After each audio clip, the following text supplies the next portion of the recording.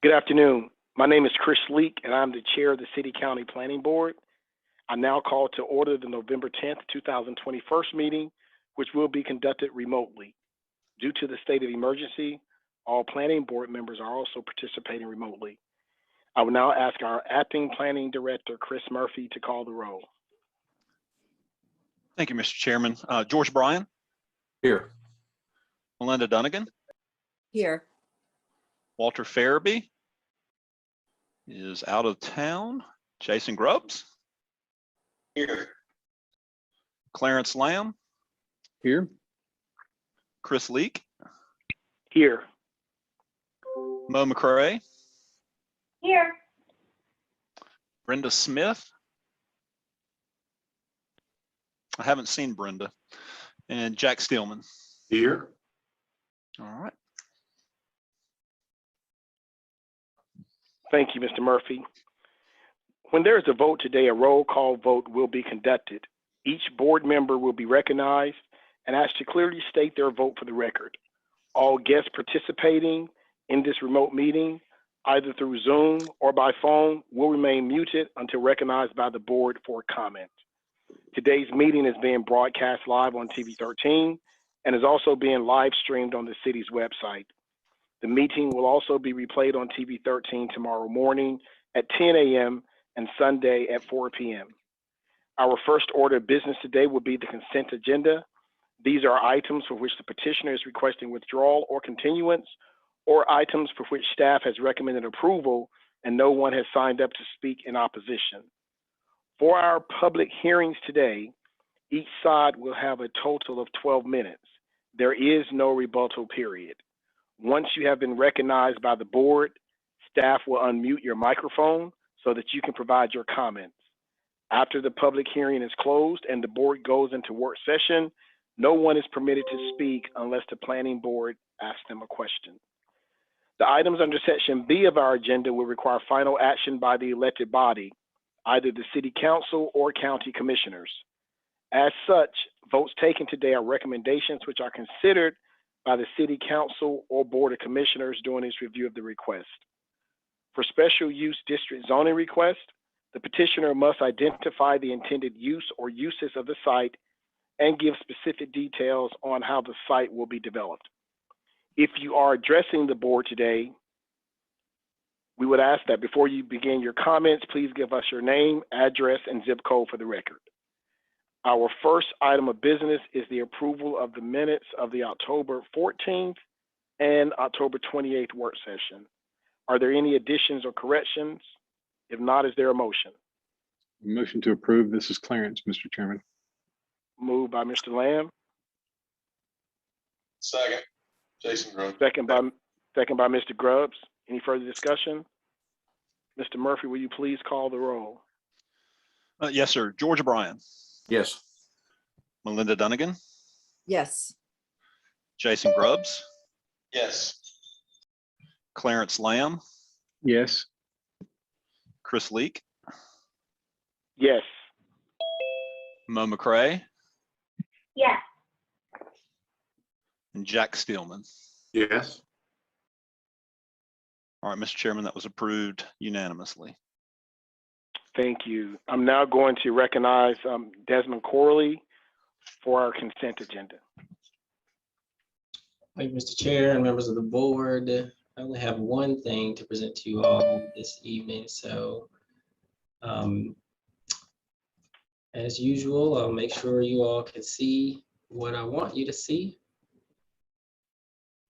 Are you seeing the full screen or the presentation view? Full screen. Fantastic. All right, so just I want to remind the board, this is something that we're going to start doing so that there isn't any confusion moving forward. But I'll just go ahead and remind the board that these two cases were continued from this agenda. You will hear them next month in December unless another continuance is requested. That is W3503, which is a request at the corner of Yaconville Road and Grandview Club Road. That one was continued automatically. And the same is true for PBR 2021-18, which is a utility substation on Sunrise Terrace. On to the consent agenda. The only item today is case B2, which is W3501. as a request to rezone about 4 acres from LO to PBL on the west side of 14th Street, north of New Walkertown Road. This request would allow greater use flexibility on an underutilized site in an activity center. And the petitioner has worked with staff to remove some high intensity and incompatible uses that are typically allowed in the PB district. So staff recommends approval of this request.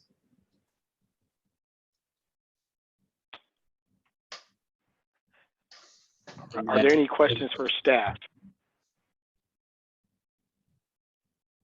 All right. Mr. Murphy, do we have anyone here to speak on this matter? Mr. Chairman, there is a representative of the petitioner here, but there is no one here in opposition. Okay, then seeing that, I'll close the public hearing. What is the pleasure of the board? Mr. Chairman, this is Clarence. I move that the planning board find that the request is consistent with the comprehensive plan. Motion by Mr. Lamb, Second. second by Mr. Grubbs. Any further discussion? All right, Mr. Murphy, would you please call the roll? Yes, sir. George Bryan, Yes. Melinda Dunnigan, Yes. Jason Grubbs, Yes. Clarence Lamb, Yes. Chris Leak, Yes. Mo McCray, Yes. and Jack Stillman. Yes. And Mr. Chairman, this is Clarence again. I further move that the planning board recommend approval of W 3501. Thank you. Motion by Mr. Lamb, Second. second by Mr. Grubbs. Any discussion? Mr. Murphy, would you please call the roll? Yes, sir. George Bryan, Yes. Melinda Dunnigan, Yes. Jason Grubbs, Yes. Clarence Lamb, Yes. Chris Leak, Yes. Mo McCray, Yes. and Jack Stillman. Yes. All right, Mr. Chairman, that recommendation is unanimous for approval. Thank you. All right, Mr. Chair, I believe the rest of the items on the agenda for this evening have public hearings, and we would start with B1, which is F1606. I believe that will be Gary Roberts making the presentation. Hello, Mr. Chairman, members of the board. Yes, case F1606, this was continued from your September and your October meeting. And the petitioner is Artist Cap, Brenda Cap, and Jerry Stoltz. The property is 20 acres located on the east side of Shore Road, south of the US 52 interchange with Weston House Road.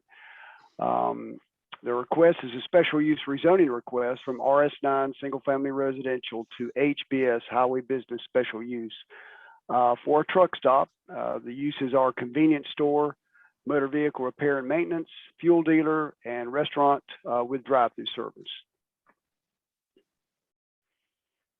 This is Legacy's growth management plan. You can see it's located in the northwestern portion of the county, along between Tobaccoville and Rural Hall, right along Highway 52. It's located within the yellow Growth Management Area 3 suburban neighborhoods. And this is a zoning map showing the subject property in yellow there. It is undeveloped. Frontage about 630 feet along Shore Road. Again, just south of the 52 and Westinghouse interchange. It's currently zoned RS9 single family residential, as is all the property directly to the south of the site. You have some agricultural zoning across Shore Road and some highway business zoning that's undeveloped right there at the interchange on ramp. There is industrial zoning across 52, limited industrial and general industrial. And this is an aerial image showing the subject property. Again, it is undeveloped, and it does not directly abut the US 52 right of way, but it's very close to there, maybe about 200 feet away. Again, just across from the intersection of Griffith Road and Shore Road. There was some notations in your staff report about the Columbus Cap house and access being provided to that. That house is also noted in the area plan, and that's that yellow circle just to the south of the site, just for context purposes. And that is also, they have provided access to that site.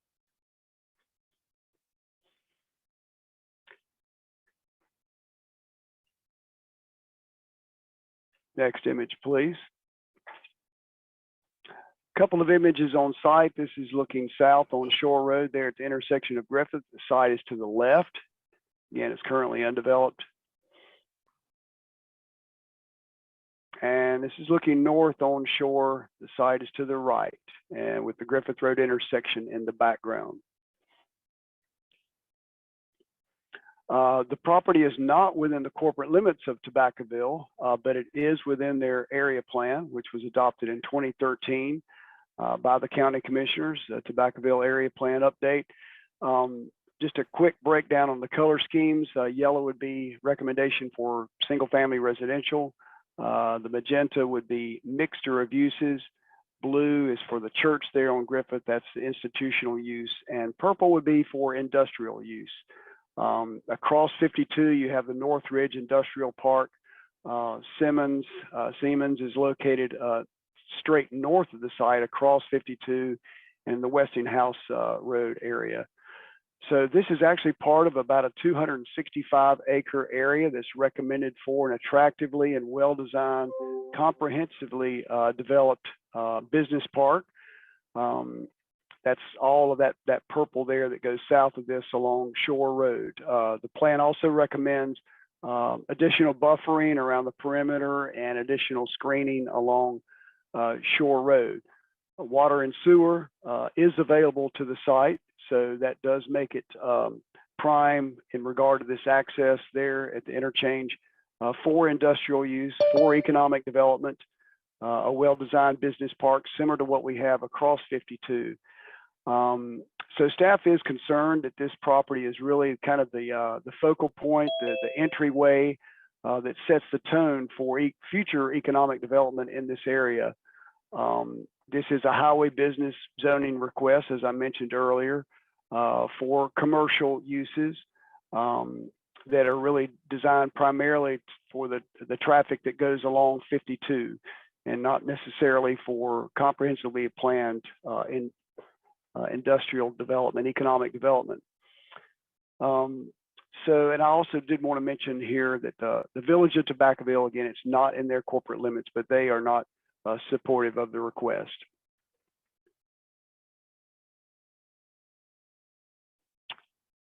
Okay, this is a site plan showing the subject property. Again, it's 20 acres. You have Highway US 52 over to the upper right, Griffith Road intersection to the upper left, the frontage there along Shore Road. And in orange are the convenience store and restaurant with the fueling stations out front there. To the right would be the fueling bays for the tractor trailers and the 4-bay tire repair facility there, shown also in blue. And the light gray would obviously be the circulation and tractor trailer parking area there. The revised plan does include some additional berming there, as you see on the bottom portion of the site plan. It's about a 4 to 8 foot tall berm that they have installed there. This is not the grading plan, but that is shown on there in addition to the buffer yard. They've also, as I mentioned, showing there that red arrow, the access easement to the Columbus Cap historic house. There's currently an easement through there, and they just have widened that to meet the minimum 25-foot standards. One other element about the landscaping, that green line along Shore Road, as I mentioned earlier in the area plan, it does recommend for additional screening as part of the attractive development to recruit high-end industries there. So staff did ask for them to provide some additional screening along Shore Road in addition just to the standard 10-foot street yard, such as a type 1 buffer yard, which is the same width, but includes some evergreen plantings, and the petitioners have elected not to include that additional screening. They will have one sign, an 8-foot tall sign, and there'll be a small dog park there just on the northern end of the site. From a transportation and circulation perspective, they will have 2 entrances on Shore Road. Mostly passenger vehicles will use the northern entrance there. That's a right in, right out where that blue arrow is. They will have a center median installed in Shore Road, so it will not allow left in movements into the site at that northernmost access. Along with that center median, they will install a left turn lane going into the larger entrance there to the south. That will be a full access. They're primarily used by the tractor trailers, but also passenger vehicles as well, coming off of 52. They did submit a TIA, a traffic impact analysis. And as you saw in your report, it's proposed to generate over 6,500 trips per day. A maximum development scenario under the current zoning would be about 900 trips per day. So this is about a 6-fold increase in traffic generation for this area over what the existing zoning would allow. However, with these improvements that I mentioned there and the existing low capacity or the existing low trip generation that's on Shore Road now, City DOT and looking at the TIA agree that the area can accommodate this additional traffic increase. So that about covers the highlights for the site plan. And I did want to mention again that the, let's see, that the Village of Tobaccoville is not supportive of that, but that'll be in my final findings here. We can go to the next image, please. Thank you. So staff believes that it would negatively impact the viability of a large-scale, comprehensively planned industrial development at this site. Again, this is really the some of the best property topographically and access-wise and entrance-wise for this whole entire 265 acres. It may lead to other commercial rezoning requests along Shore Road, which would further impact the long-term economic development there. And it would result in a significant increase in traffic, as I mentioned, and the Village of Tobaccoville is not supportive of the request. And I will be glad to answer any questions. Staff does recommend denial. The site plan does meet UDO requirements. Thank you. Mr. Roberts, this is Clarence. Just a couple of quick questions. Yes, sir.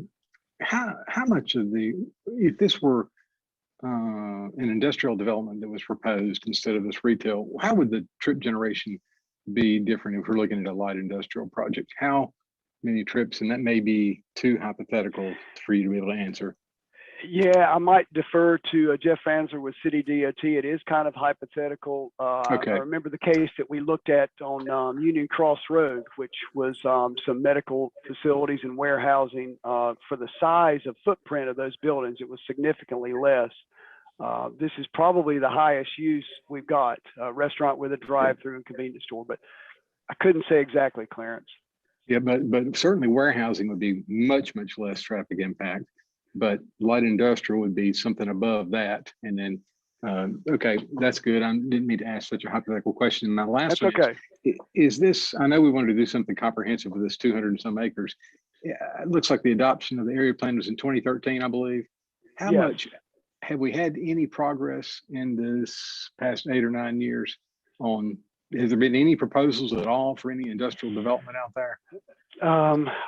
We did have a case, and I mentioned it in your staff report, for the property just to the north of this, a much smaller site that was, I think, withdrawn. That was to general industrial, and I think that was for I believe they had a tub grinder there. Yeah, stump grinding. Clarence, to answer the question honestly, I mean, no, there hasn't been that much interest at this point, but it's one of those things where, you know, even though we are 4th or 5th in population in the state, you know, geographically, as far as the extent of our county, we don't have a lot of land, and the land that we do have remaining a lot of times is less than desirable. This is property that we have adjacent to an interchange. that has fairly good topography. And one of the things that Greater Winston-Salem has been working on is to ramp up their industrial recruiting efforts. So again, moving forward, I think that we might see some more interest in some of these locations. But no, I mean, we haven't to date, but, you know, I think, you know, in our view, we would hate to see us, you know, go away from the area plan recommendation that may make it difficult to do future industrial development on this property in something that, you know, truly, while, you know, a truck stop, a lot of folks think that, you know, could be industrial supportive. And I'm not saying that it's not, but there's not a lot of internal capture from industry on that. I mean, you know, there's a reason why a lot of truck stops, you know, want to locate adjacent to an interchange, and that's to capture, you know, the motorist driving by. So, you know, I don't think we would even look at this as industrial supportive. Right. The only thing I'm thinking is, and of course, you know, I work in this this industry, and we are having historic highs in interest in light industrial and warehousing, things like that. And we have for the past, you know, really, you know, I speak to where the business park over is in close to Kernersville, the Winston-Salem business park over there, and what's going on in Kernersville. And there's been record amounts of industrial development for, you know, really for almost 10 years now. It's not just Amazon and COVID driven. That's not what it is. We've had a lot of it. Yet this property, this 200 and some acres, has not attracted, you know, a proposal. So I'm wondering if the market is speaking as to whether this is a desirable spot for an industrial development and aggregation, assemblage and aggregation. But, and again, I think that perhaps time will tell. I think one thing that could make this more attractive would be the further opening of the eastern leg of the Beltway around the eastern Winston, as opposed to having to go through downtown. So again, I think it could, you know, I think it could be poised, but, you know, if we're sitting here 10 years from now and nothing's happened, then the area plan is probably wrong. But at this point, I think it's too early to say that it is. Okay. All right. Thank you. Mr. Chair, could I ask Mr. Roberts to tell me how far that is away from the new interchange with the bypass? I don't have a specific distance, George. Probably a half a mile, maybe a mile at the Bethania Station interchange. Yeah, I wouldn't know exactly. Okay, thank you. Not very far, but it's right. But I was thinking, I mean, if we've seen a lot of potential development out that way that is being driven by this bypass.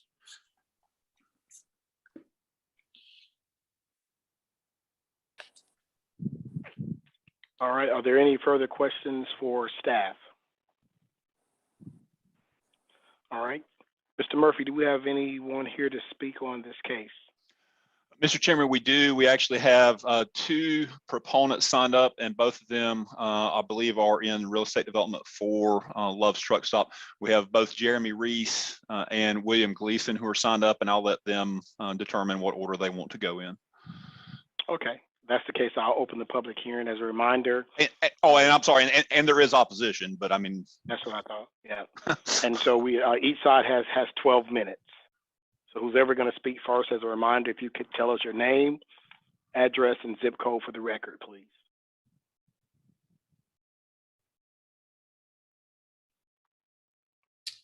Good afternoon, members of the board. This is Jeremy Reese with Chappelle Engineering Group. We're the engineers for Love's Travel Stops. The address is 4420 Jackson Street in Marianna, Florida, 32448. Yeah, I'd just like to speak on a few items of why we think we're obviously proponents of the project and think it would benefit the local area and why it would fit well there. Number one, just being the existing zoning, there's a precedent that HB zoning is just north, there's 4 acres just north of the Love's property. So that existing zoning is already in place, and Love's actually looked at purchasing that piece of property, but there was an issue with an existing gas line there and just couldn't make it work. There's also the tobacco area plan, more specifically the Shore Road industrial area where this project is located. It does have a statement that development in the area should be comprehensive in nature and should be designed that complements the other uses proposed in the Shore Road industrial area. The travel stop use, we see it as complementary to the industrial business, shipping and distribution, and would benefit the area in that regard. In the future, as the industrial area develops, there will be a need for truck parking, fueling, that sort of thing, as well as future infrastructure for, it's electric vehicles develop more. And so we see this as definitely a benefit to the industrial future use of the area. And Love's has demonstrated that they do attract new businesses in some cases, so that actually might spur some development in that area. It was mentioned about the improvements of Shore Road. We will be reconstructing Shore Road and widening it for a left turn lane into the site. There's lots of economic impacts with the amount of jobs created, tax revenue, that sort of thing that definitely would benefit the county and the area. As far as the way the site's developed, it was mentioned about the required landscaping. There will be buffers around the entire property, including the frontage. Type 3 buffering around the entire property will be in the range of 20 to 100 feet in some areas, including the interior parking landscaping, which includes large trees also. We've laid out the site to make it more amenable to the area as far as the location of the entrances. They're not actually at the intersection with Griffin Road. So the traffic in the residential area wouldn't be able to see the site unless they actually turn south and were headed in that direction. Main entrances are south of the Griffin Road intersection. All the truck traffic would be concentrated toward the rear of the site. We've made some revisions from our previous plan, but we've graded the site to allow that truck traffic to be anywhere from, I think it's 10 to 20 feet below the existing elevation of roads, and there will be screening of that entire area. So it'd really be difficult to even see all the truck traffic. There will be some visibility that's preferred for the business itself, and that's just normal, just to draw customers. Site lighting will be designed to allow for no spillage of light off of the site over the property boundaries.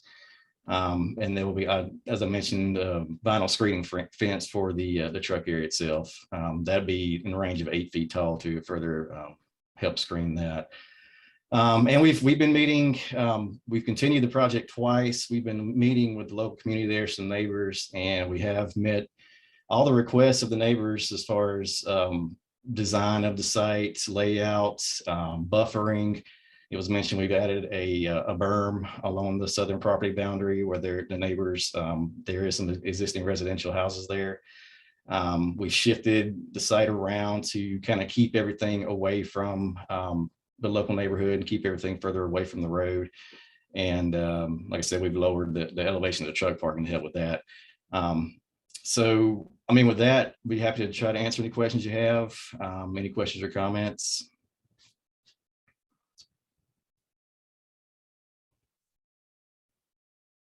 This is William Gleason with Love's Real Estate.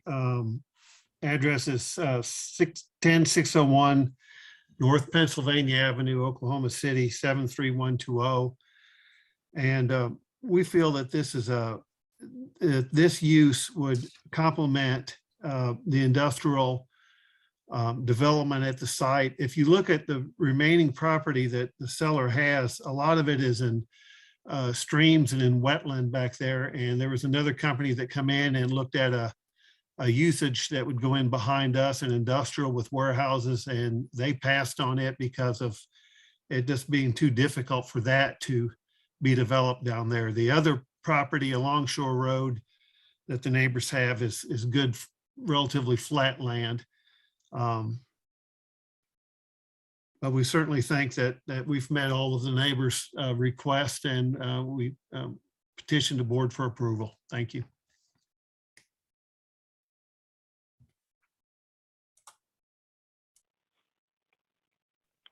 Mr. Chairman, those are the only individuals that were signed up in support of the project. All right. Mr. Chairman, we do have 9 individuals who are signed up in opposition. I'm not sure who all wants to speak. And I don't know who was signed up first. I'm just going to go down the road as the way they appear on my screen. The first person signed up in opposition I have is Thomas Cap. Mr. Murphy, I'm sorry to interrupt. These are numbered for the most part for folks who showed up first. Okay, well then Thomas Cap was first, so that works out.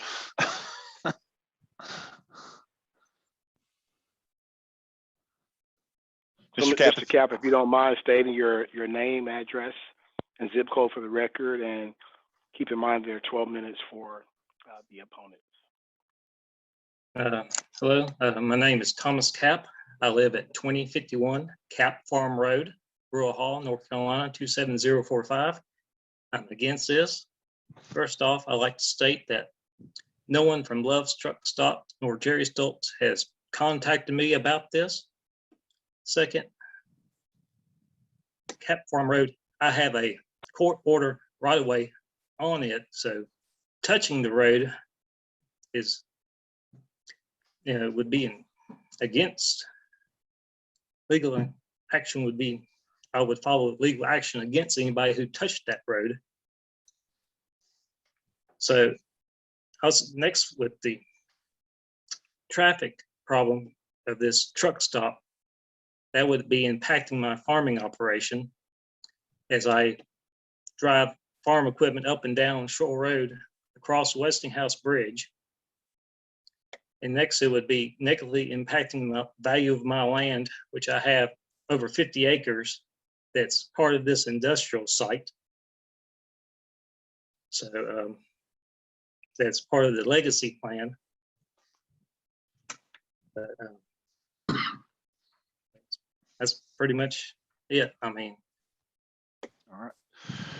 Mr. Chairman, the next person who signed up in opposition is, as far as the order they were in, is Rachel Starling.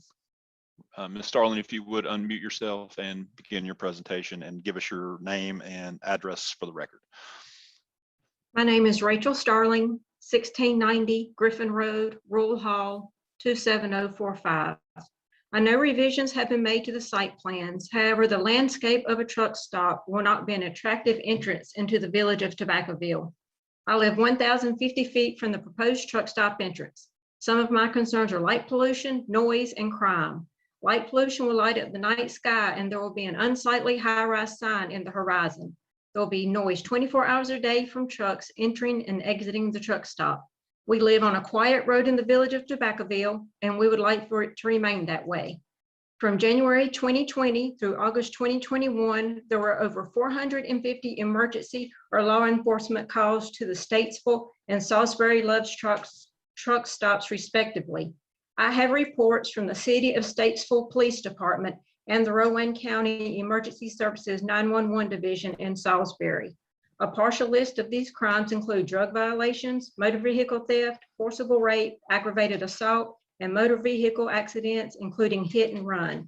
These types of calls will put an additional strain on our sheriff's deputies, EMS, and potentially the fire department. Please consider the residents of the area before allowing a rezoning of the land and approval of Love's Truck Stop or any other retail. Thank you. All right, Mr. Chairman, the next person who is signed up in opposition in the order is Tom Johnson. Mr. Johnson, if you would unmute yourself, give us your name and address for the record before you begin your remarks. Certainly, Chris. Thank you. My name is Tom Johnson. I'm an attorney with the law firm of Williams Mullen at 301 Fayetteville Street, Suite 1700 in Raleigh, North Carolina. And I'm here on behalf of adjoining property owners Keith and Carl Cap to speak on their behalf. And while we do concur with the area plan and its desire to have industrial here, and we agree with staff in that regard, that would be what we would feel best about. We have had discussions with the Love's Travel Center folks to address the specific concerns about this being rezoned for the travel center, and appreciate them speaking with us. And those were mentioned earlier in terms of lowering the elevation. Some of those concessions were lowering the elevation of the truck area, the shop area to the rear of the site, including additional buffering and trees, which they agreed to do, which we do appreciate that. But the one item that we haven't reached agreement on, and Ms. Starling touched on this in terms of her analysis and of the calls to the other Love's Travel Center sites, a couple of them in the state, and that's the security part. And we've had discussions about that, but have not reached a satisfactory agreement with Love's Travel Center with respect to that. And so we still have, my clients still have concerns about that. So there have been discussions. They have been good, productive discussions on several issues. And to summarize, we actually support the staff report with respect to the area plan calling for industrial in this area. But if it were to move forward as a travel center, we'd want the concessions that were previously mentioned, but also want some agreement on in terms of providing better security for the site. All right, thank you. The next person signed up in opposition in the order is Carolyn Yates. Ms. Yates, if you would unmute yourself and give us your name and record before you begin your remarks. My name is Carolyn Yates. I live at 1874 Griffin Road in Royal Hall, 27045. If I may, first of all, there are other people that are within a half a mile of the truck stop that are opposed to this, but because of work duties, they couldn't be signed on. So there's more than just the people that have signed on that are against and opposed to this truck stop. Our concern is like what Ms. Starling said, drug deals, prostitution. Several years ago, Love's tried to buy some other property and the people went out and found that it's very crime oriented for most truck stops. The road noise would be 24/7. That would upset the surrounding areas. The gentleman said that the neighbors were notified of some things. I'm a half a mile from the truck stop. I've not been notified of anything. I don't know if I'm qualified for that or not. Our concern is, I just think it would be very detrimental to our community to allow something like this to be built. Thank you.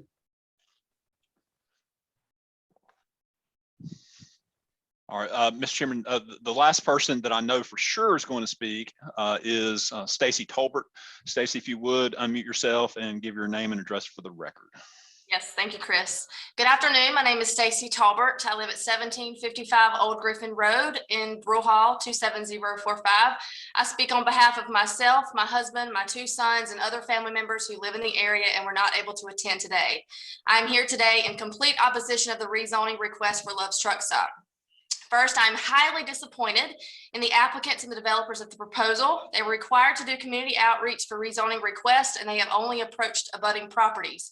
I understand they did the minimal of what was required of them for a request of this magnitude of a very large truck stop, 24-hour lights, 24-hour engines running, constant fumes, runoff, truck repair and maintenance, RV parking, a dog park, a restaurant, 24-hour traffic, the list goes on.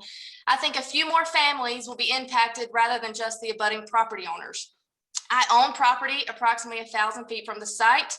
We are all just right down the hill and we were never approached to find out our concerns. I would go as far as to say the reason they didn't want to reach out to us, they know what our answer is. We were against this truck stop in 2017. We are still against this truck stop today. As mentioned earlier, this truck stop will hinder every aspect of our everyday lives. It is not in our best interest. It brings crime, traffic, air pollution, light pollution, the list goes on again. I am not an appraiser, so I can't say whether or not it will devalue my property, but think for yourself. Are you willing to buy my property or any property around this establishment in this area if it gets approved and built? Would you want a large truck stop where you live? It's not an appropriate use for a residential area. Yes, we live off Highway 52. We have built our lives here generation after generation of all family. We know change is inevitable, but the right kind of change is acceptable. A truck stop is not. Lastly, I ask you to trust your staff. They are experts in the field and they have made a recommendation of denial and have concerns about this proposal. This proposal is not consistent with the adopted Tobacconville Small Area Plan. The Small Area Plan takes into account this residential area. Highway business zoning does not belong in a low density residential area. This truck stop will open the gate for more businesses to come. We live here. We don't get to go pack up and go elsewhere in the evenings. This is our home. The small area plan does not support this. Legacy 2030 does not support this. The Village of Tobaccoville does not support this. The planning staff does not support this. And the tax-paying citizens do not support this. So we please ask you to consider us as residents and vote no. I thank you for your consideration. Mr. Chairman, there's approximately 4.5 minutes left. There are 3 other people that are signed up that specifically say non-speaker and observer. There is a Debbie Roddy who was signed up, and I'm not sure if she wishes to speak or not. If so, Ms. Roddy, if you would unmute your microphone, and if you do want to speak, give us your name and address before you begin your remarks. Hey, again, I'm speaking for Debbie Roddy. She is having trouble with her microphone. She just wants to be here and state that she is against the truck stop. Okay, thank you. Mr. Chairman, with that, like I said, we do have 3 other folks signed up. I will just say their names in case they do want to speak. We have Myron Marion, who is signed up in opposition. We have Chris Starling, who is signed up in opposition, and we have Sabrina Snyder, who are signed up in opposition. Again, we do have 4.5 minutes left. If anyone wants to speak, I'll give you the opportunity, but if not, I'll turn it back over to the chairman. Okay. Would any of the other 4 like to speak before I close the public hearing? Yes, my name is the Honorable Myron Marion from the Council of Village of Tobaccoville. Can you hear me? Yes, sir. Yes, sir. All right, I just wanted to basically respond or basically echo the residents. They have come to our meeting and, voiced their opposition to the plan. And again, we as a council have voted, again, basically 4-1 against this. And we see this, development as basically being, in a low volume, low traffic industrial area. This would not fit in our, proposed plan that we have for this overlay district. Therefore, we have voted against that. And we just wanted to make sure that the residents, did get a chance to speak today. And I was just here to basically represent the comments that Gary presented earlier on behalf of the Village of Tobaccoville. Mr. Marion, if you would, before you get off, would you just give your name and address for the village, just so we can send you the notification whenever this goes to the commissioners? Yes, my physical address is 3500 Richardson Avenue in Tobaccoville, North Carolina, 27050. All right, thank you. Mr. Chairman, there are still two other folks, but again, if they don't step forward now to speak, then I will turn it back over to you. Okay, 3 minutes left. Going once, twice. All right, with that, I'm going to close the public hearing. What is the pleasure of the board? Mr. Chairman, if I could just answer one question, the question that Clarence posed earlier, just doing a quick measurement on the county's parcel viewer. It's between 2 and 2.5 miles from this interchange to the Beltway interchange. Mr. Chairman, this is Clarence. I have a question for staff. Sure. I probably am just not looking at this in an adequately nuanced way, but it just seems to me, and I'm just a plain person, but common sense seems like, what better amenity could an industrial park have than a truck stop? I know that there are plenty of other things that the opponents have talked about, security provisions that Attorney Tom Johnson, I think I've got that name right, mentioned. He didn't actually speak to some of the security provisions, but I'd love to hear about that. If there are some folks out there that feel okay with this, I would like to hear about what kind of security provisions that that group would deem adequate to have this truck stop available. But prior to hearing from them, and we may not hear from them, what makes a truck stop not an ideal amenity to a light industrial park or a heavy industrial park for that matter? Staff, that's a question for staff. Thank you, Clarence. Kind of piggybacking what Chris mentioned earlier, it's not necessarily an incompatible use by any means. I mean, if we have an industrial park here, a business park here, it's going to be served by tractor trailers primarily. Right. But, taking an existing business park, an existing well-designed business park, and sensitively introducing a maybe a smaller scale, maybe not 20 acres, convenience store, fueling station area to provide some services to that existing park is one thing, but taking some of the prime entryway property to an undeveloped business park that has yet had, well, we can't fully say it hasn't had the opportunity to develop, as you mentioned earlier, but has not developed yet is really another thing. And it really would kind of really preclude the potential for a comprehensively well-designed industrial park at this area, is our opinion. And again, I would agree with what Gary said, and I would go back to what was said previously. And the other thing is, if this were, truly ancillary to the industrial park, again, an industrial parks in and of themselves and industrial uses in and of themselves have things that allow for, accessory uses to serve industrial parks, to serve industrial uses.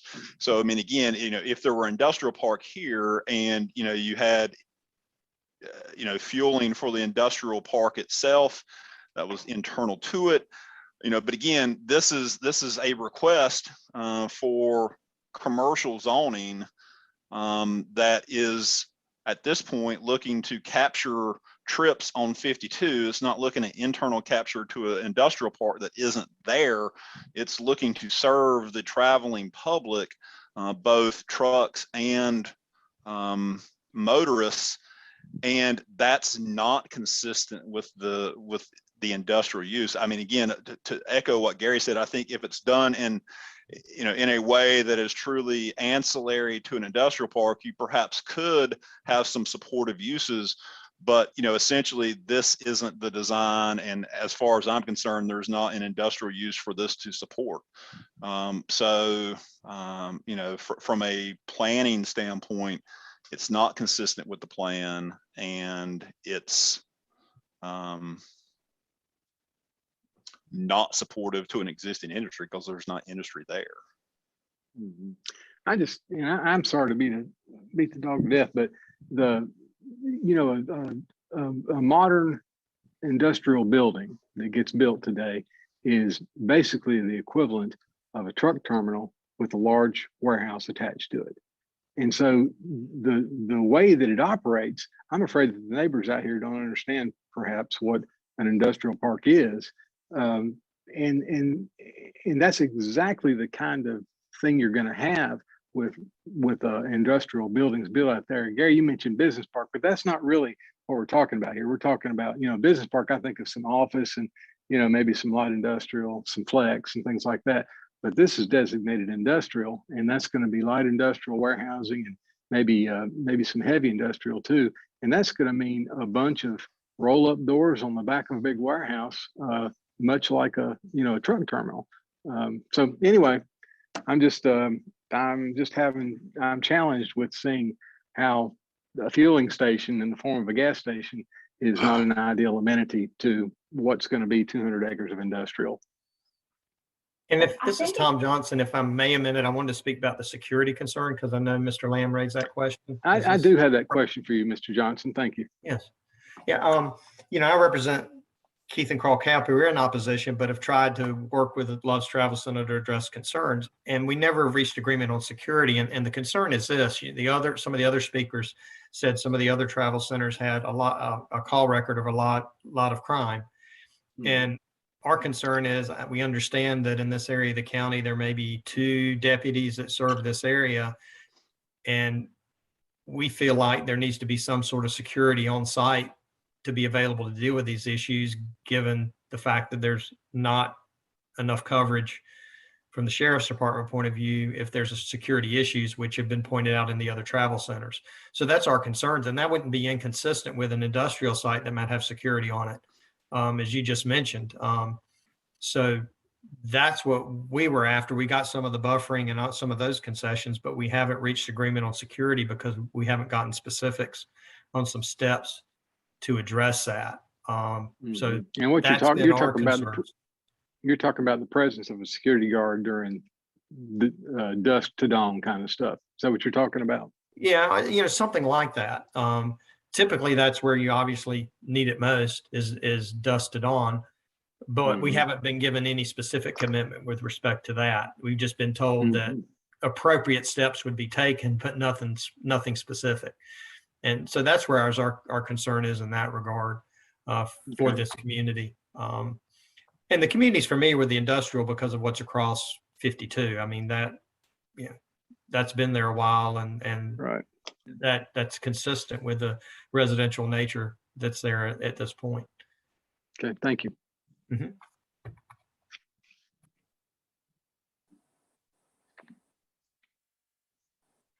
Are there any other comments or questions? This is William Gleason with Loves. Can I have a chance to say something to the security issue that was raised? Well, we've already closed the public hearing unless a planning board member wants to address that and would like for you to answer, we can. But if not, I've closed the public hearing. Would anyone Okay. like to hear that? Okay. All right. Mr. Stillman, I think you were getting ready to say something as well. Yes, sir, if I may, just a few other thoughts that I think are of value that haven't been spoken to directly. As I've read again, the planning staff report, the zoning district purpose statement specifically says that the district is established to provide locations for the establishment which require high visibility and good road access, or which cater primarily to passing motorists. Under rezoning consideration, the request is consistent with the HB district purpose statement. As to the historic properties, their access has been protected. According to the transportation impact analysis, this will not create an issue that can't be adequately dealt with. There is more parking proposed than required. The ceiling heights are lower than permitted. The impervious coverage is less than allowed. And if this were to be approved by the appropriate governing body, as a former economic development person, I will say to you, I think it looks like it's very nicely designed, and they will be in a remaining 245 acres. I don't think this is the end of the world. Thank you.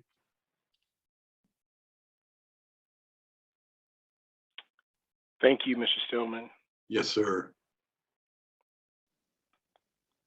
All right, so we've heard from council members. We've had the public hearing. What is the pleasure of the board for this case? Mr. Chairman, this is Anyone? Clarence. This is Clarence. I move that the planning board find that the request is, I guess I'll have to say, inconsistent with the comprehensive plan. We have a motion by Mr. Lamb. Is there a second? Second. Second by Mr. Grubbs. Any discussion? All right, Mr. Murphy, would you please call the roll for the inconsistency? George Bryan, Yes. Melinda Dunnigan, Yes.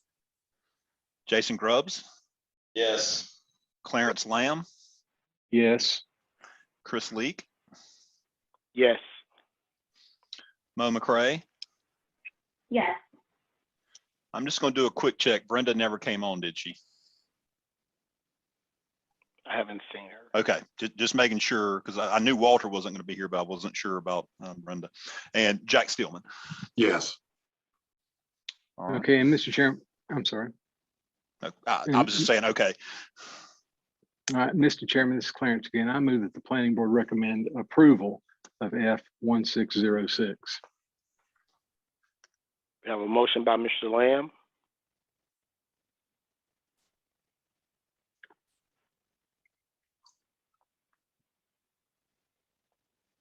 Second. Okay, we have a second by Mr. Stillman. Any discussion?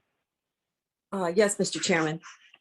I just wanted to say that, we have on a couple of occasions had recommendations from staff to preserve industrial land for future industrial development and economic opportunities for our community. And we haven't heeded their advice. And I really think that we need to pay careful attention to this. And this is a good piece of land for industrial. My concern also, in addition, is really, Mr. Stillman mentioned that there would still be land left over, quite a bit of land left over for industrial development if this was approved.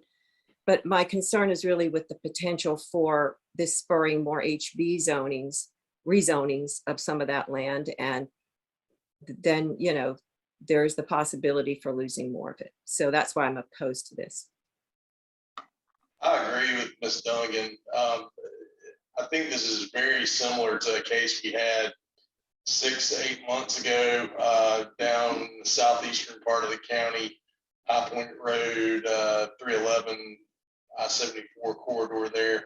To me, I kind of differentiate between that case and this case in that the use last time, right there wrongly, was much more compatible, I think, with some existing light industrial uses in that corridor, where this is, I agree with Clarence, it's certainly ancillary to industrial use and not incompatible, but I don't see it as being nearly as much of a driver of some more of what we're looking for in that area, like maybe that last one. It was very, very similar fact pattern, though. I mean, it was in a corner near an interchange, small chunk of a much larger parcel, and we kind of made the decision that it wasn't going to forestall future growth that was more consistent with the plan. Here, I think Ms. Dunnigan may be right. I guess my concern is that it's also sort of the one point it's a gateway for this, at least the one topographically suitable gateway, and that's going to maybe be a choke point for getting folks in and out of there. So I've got some concerns about it. I agree with Ms. Dunnigan and Mr. Grubbs. I really think that if we approve this today, we're going to be really limiting the opportunity for this site. Also limiting the new economic development teams that are come to play in our region that are recruiting heavily to get these sites developed. And though ancillary, this truck stop could come in later, right after we got it master planned, and then they could fit in perfectly into that plan. And so I'm not opposed to the use. I'm just opposed to it being the first domino in this economic development engine that we are creating. So yeah, that's not my support to move this forward. Okay. So we have, we do need to carry the motion through because we do have a motion and a second. So Mr. Murphy, would you please call the roll? Yes, Mr. Chairman, just a reminder, this is for approval of the case as presented. And George Bryan. No. Melinda Dunnigan. No. Jason Grubbs. No. Clarence Lamb. Yes. Chris Leak. No. Mo McCray. No. And Jack Stillman. Yes. All right, Mr. Chairman, that motion was defeated by 2 to 5 votes, so we will need an alternate motion. Mr. Chairman, this is Melinda Dunnigan, and I'd like to make the motion that case number F1606 be denied. All right, we have a motion by Ms. Dunnigan and a second by Ms. McRae. Any further discussion? All right, Mr. Murphy, would you please call the roll? George Bryan.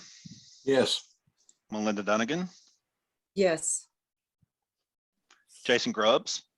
Yes. Clarence Lamb. No. Chris Leak. Yes. Mo McCray. Yes. And Jack Stillman. No. All right, Mr. Chairman, that recommendation is 5 to 2 for denial.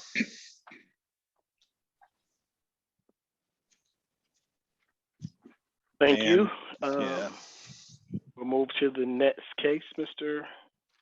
Yeah, Mr. Chairman, the next case is it's a case B3, and it's zoning docket W3502. And Samuel Hunter on our staff will give the staff presentation. All right. Good afternoon, board. Can you all hear me? Yes. Okay, fantastic. Yes, sir. So case number W3502, the petitioner is Covington Ring Incorporated. Site is 20.99 acres on the west side of Murray Road across from Beck's Church Road. The request is special use rezoning from RM12S to RM8S. The existing use on the site is residential multifamily. The petitioners are requesting residential multifamily, residential building multifamily, residential building twin home, residential building single family, duplex, townhouse, and planned residential development. Okay, so here's the legacy map. You can see the site is located in the northwestern portion of the city, a little south of Bethania and Rural Hall. The site's not located in an activity center or growth management area. Okay, here's the location map. As you can see, there is some surrounding residential zoning. There also is some NSBS to the south of the site, some MH and some MHS in the surrounding area as well. And here's an aerial photograph of the site. As you can see, there is a manufactured home development to the north. There's also some to the west.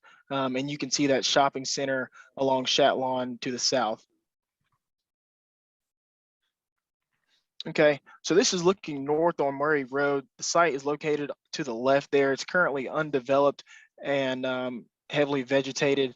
You can see Beck's Church Road to the right there. Again, this is still looking north on Murray Road. The site is to the left and Beck's Church Road is to your right. Okay, and this is looking south on Murray Road. You can see Shatlawn down there, and you can also see where the shopping center is located. The site is located to the right here, and you can see some existing residential single family to the left. Okay, and here's the area plan map. The area plan recommends intermediate density residential, 8.1 to 18 dwelling units per acre. Currently, the petitioners are requesting a density much lower than what is recommended in the area plan. They are recommending a density of 5.1 units per acre.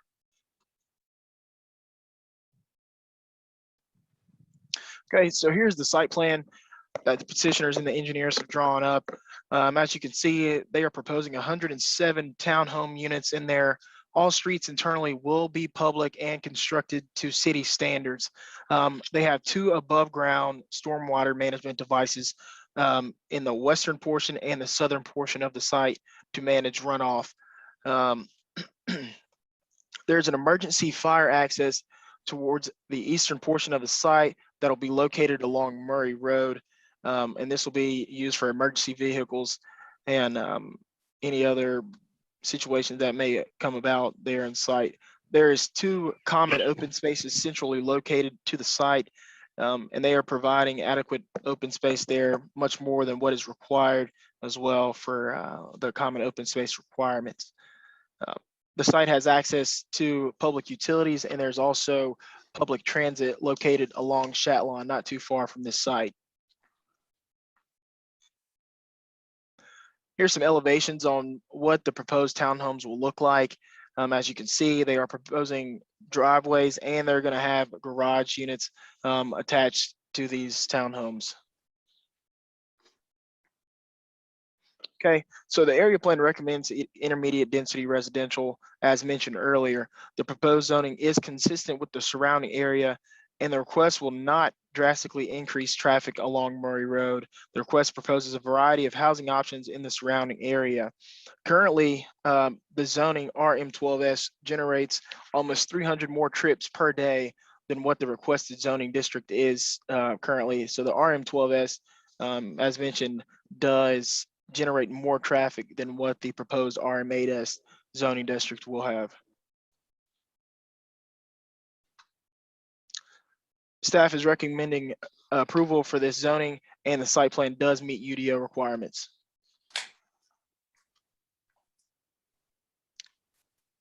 Does anyone have any questions?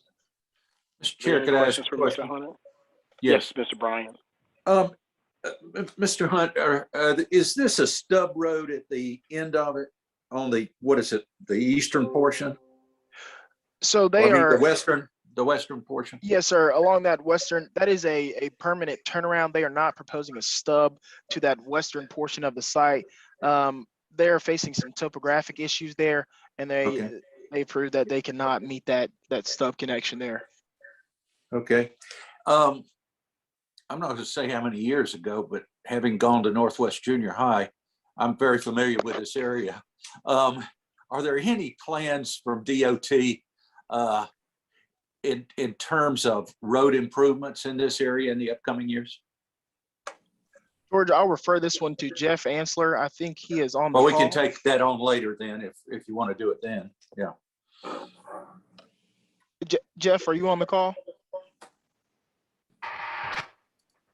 Good afternoon, Samuel. Yes, I'm on the call. And let me do this. If we can defer to later, I'll pull up the plan for that. I'm not prepared at this moment to answer that, but give me a second and I'll pull up what information I do have and I'll follow up. It's just fine. Thank you. Any other questions?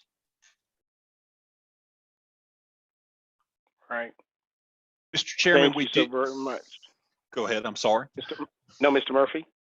Mr. Chairman, we do have 3 folks signed up in opposition, but before we get to the opposition, we do have Robert Weidel, who is a proponent of the case. So Mr. Weidel, if you would unmute yourself and give us your name and address for the record, and you'll have a total of 12 minutes to make your presentation.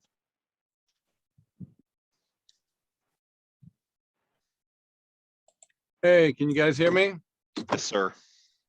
Perfect. Hey, I'm local to the area. First of all, my name's Robert Weidel. I live off of Spicewood Drive. I grew up off of X-Church Road, went to Old Town Elementary, Northwest, North Forsyth. And I'm basically just a local person trying to, give the area's growing. Winston-Salem is a great city. A lot of people from other parts of the country is coming here.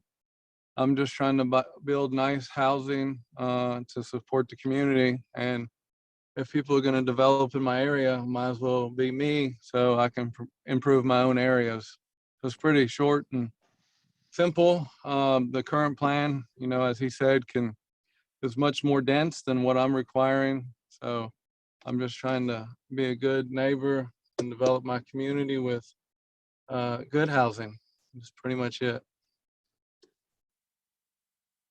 Mr. White, if you don't mind, could you give your address and zip code just for the record, please? 2540 Spicewood Drive, 27106. Thank you. Mr. Chairman, that's the only person that signed up in support of the case.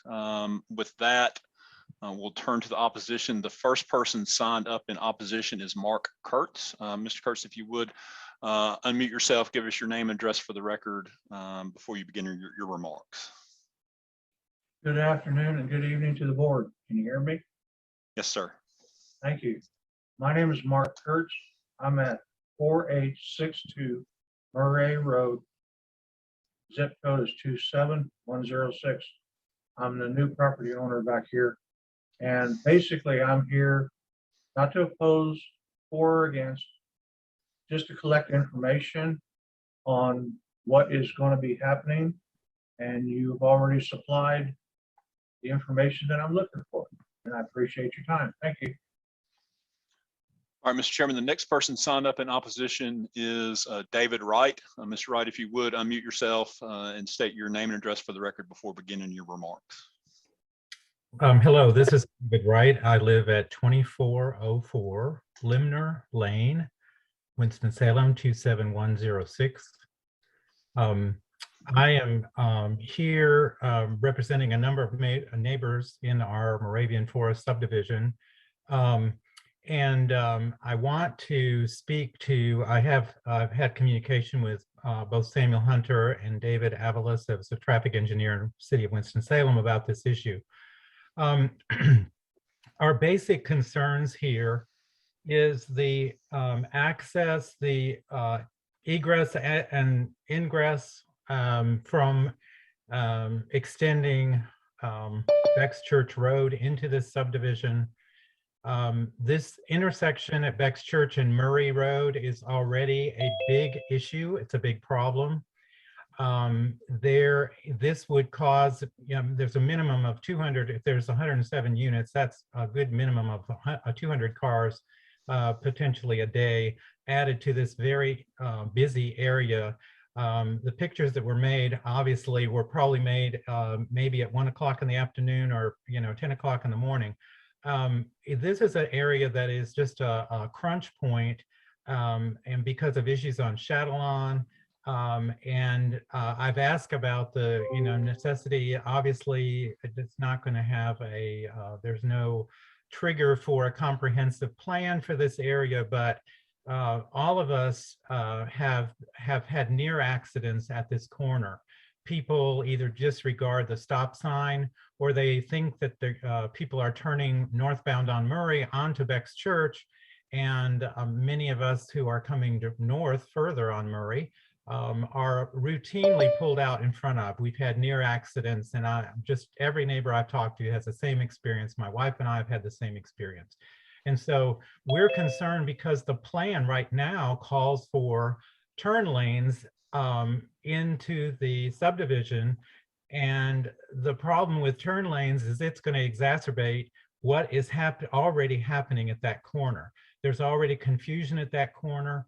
At minimum, we need a signal there.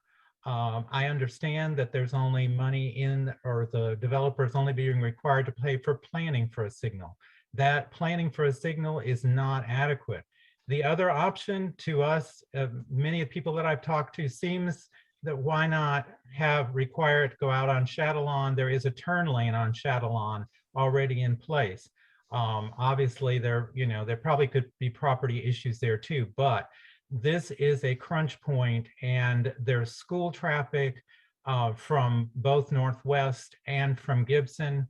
And then we have right around the corner from Murray onto Chatillon is the Forsyth Academy, the charter school, and it shuts down Chatillon completely for about a half hour in the afternoon every day because there's not an adequate turn lane there. So there's just so many traffic issues here in this area.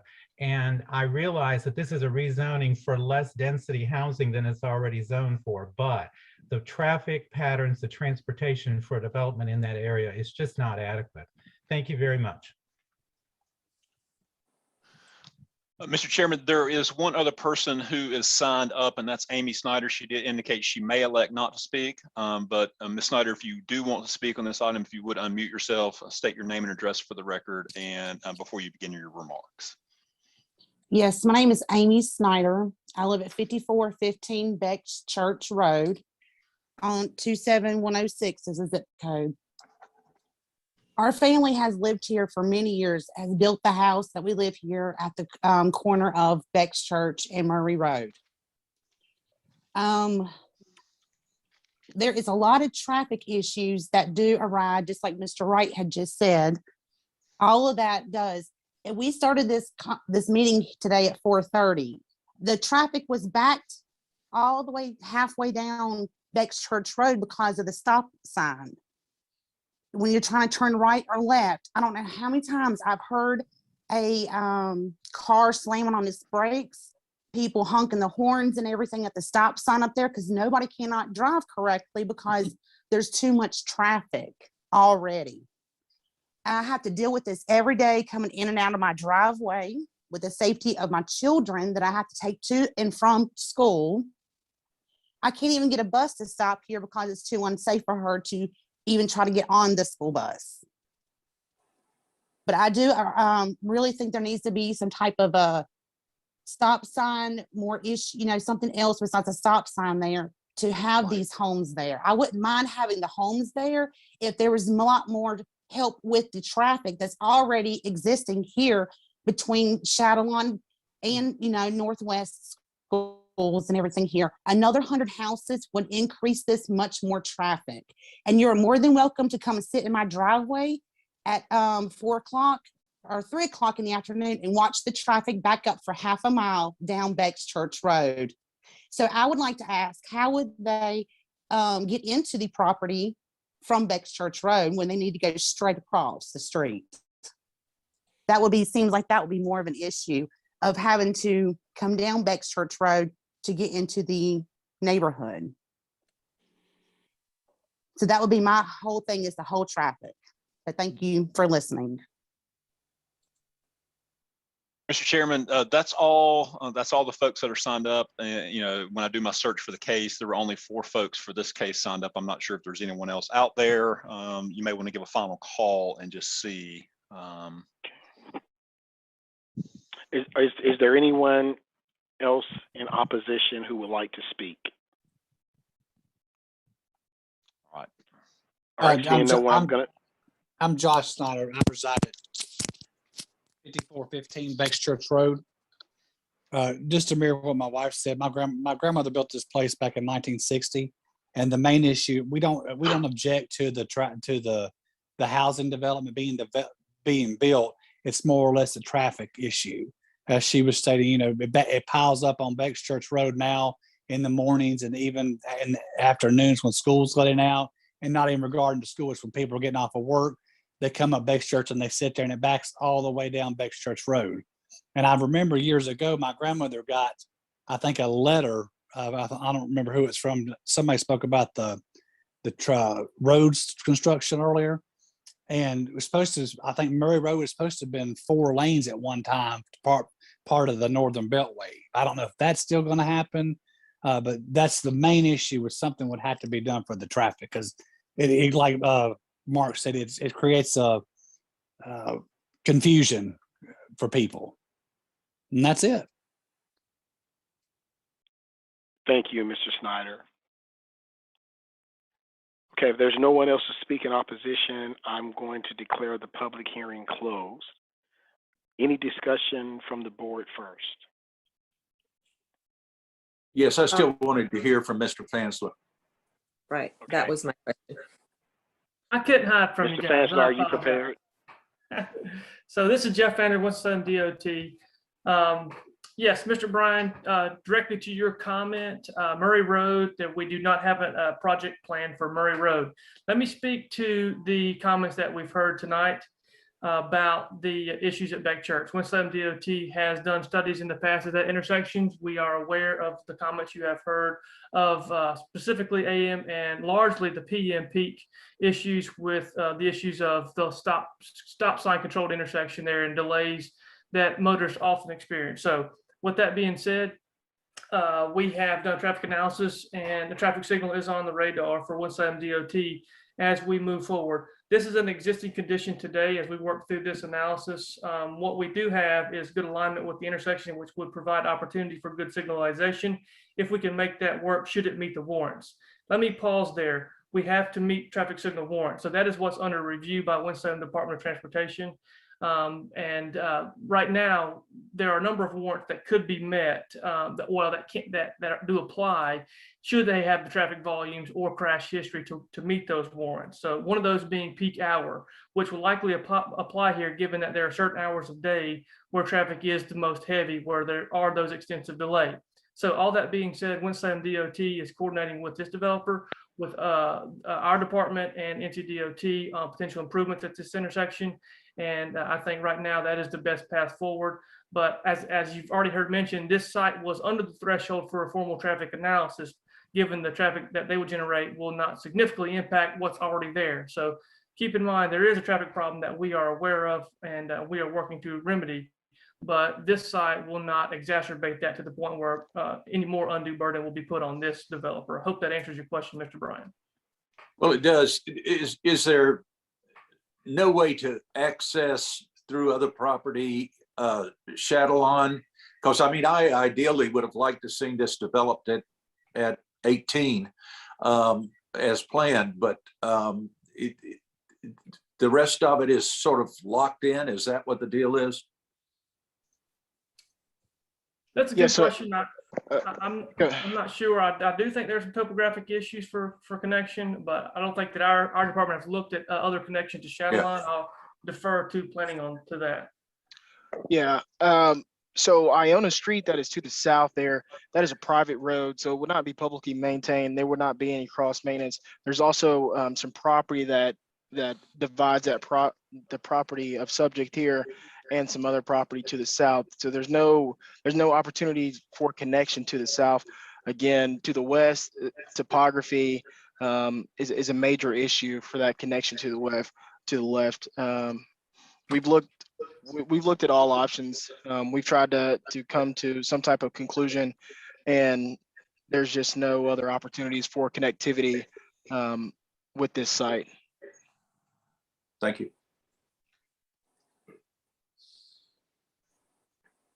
All right, are there any other questions or comments or thoughts? All Well, right. Chris, let me just say it before we get a motion or whatever, that I wanted to explain to the public that, you know, one of my frustrations on the planning board is we don't have more coordination with DOT.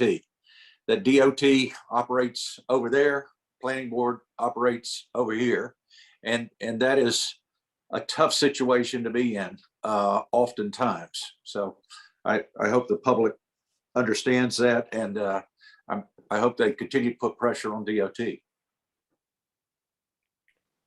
Valid point. All right, thank you, everyone. What is the pleasure of the board? Mr. Chairman, this is Clarence. I move that the planning board find that the request is consistent with the comprehensive plan. A motion by Mr. Lamb, a second by Mr. Grubb. Any further discussion? Mr. Murphy, would you please call the roll? George Bryan, Yes. Melinda Dunnigan, Yes. Jason Grubbs, Yes. Clarence Lamb, Yes. Chris Leak, Yes. Mo McCray, Yes. and Jack Steelman. Yes. Mr. Chairman, this is Clarence. I further move that the planning board recommend approval of W3502. Second. Motion by Mr. Lamb, second by Mr. Grubbs. Any further discussion? Mr. Murphy, would you call the roll? George Bryan, Yes. Melinda Dunnigan, Yes. Jason Grubbs, Yes. Clarence Lamb, Yes. Chris Leak, Yes. Mo McCray, Yes. and Jack Steelman. Yes. Mr. Chairman, that recommendation is unanimous to recommend approval.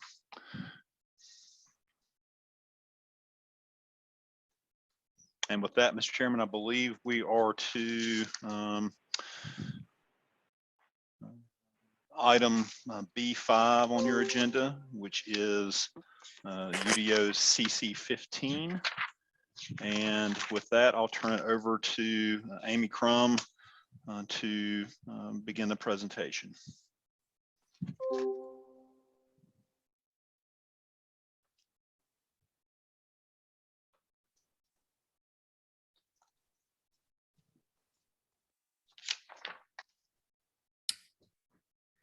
Good evening, Chair and members of the board.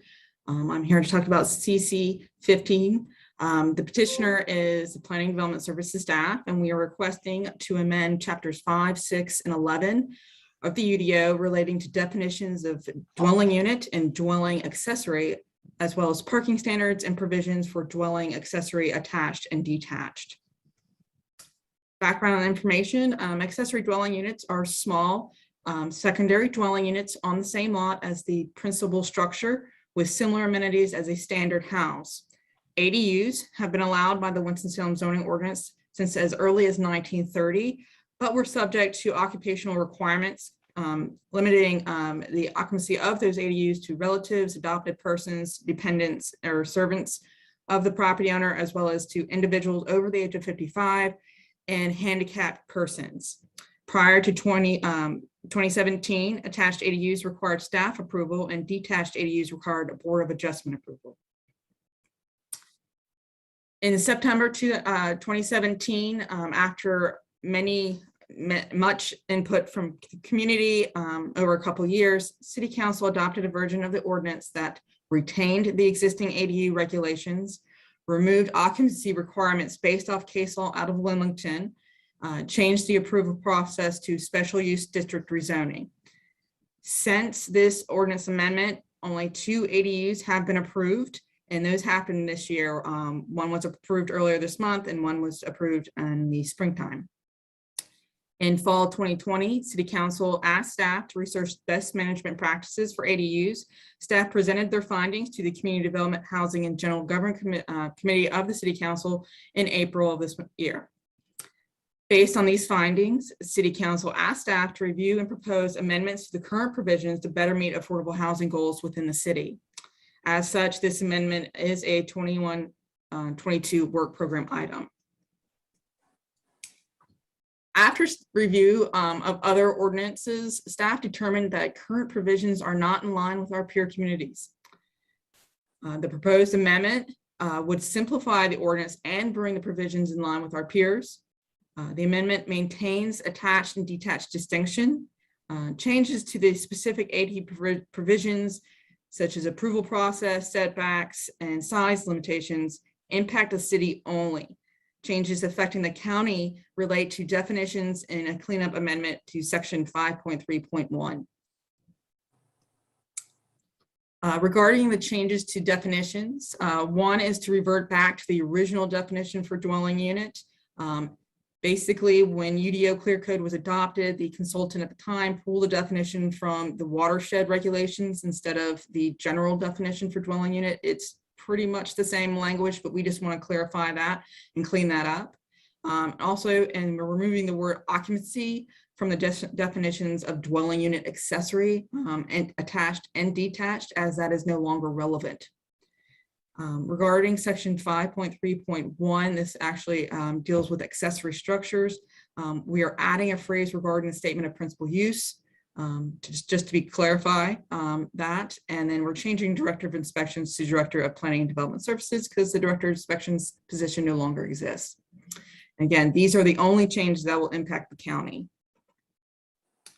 Regarding city provisions, the amendments include changing the approval process from special use rezoning to permitted with conditions. This will remove the elected body review, the $1,000 fee, and the 2-month approval process.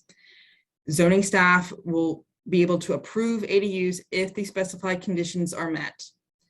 We are adding principal use statements for attached, that will be a residential building, single family, and for detached, there'll be residential building, single family, or manufactured home, class A. We are proposing no change to the number of ADUs allowed. Currently, 1 ADU is allowed per lot, and that will remain.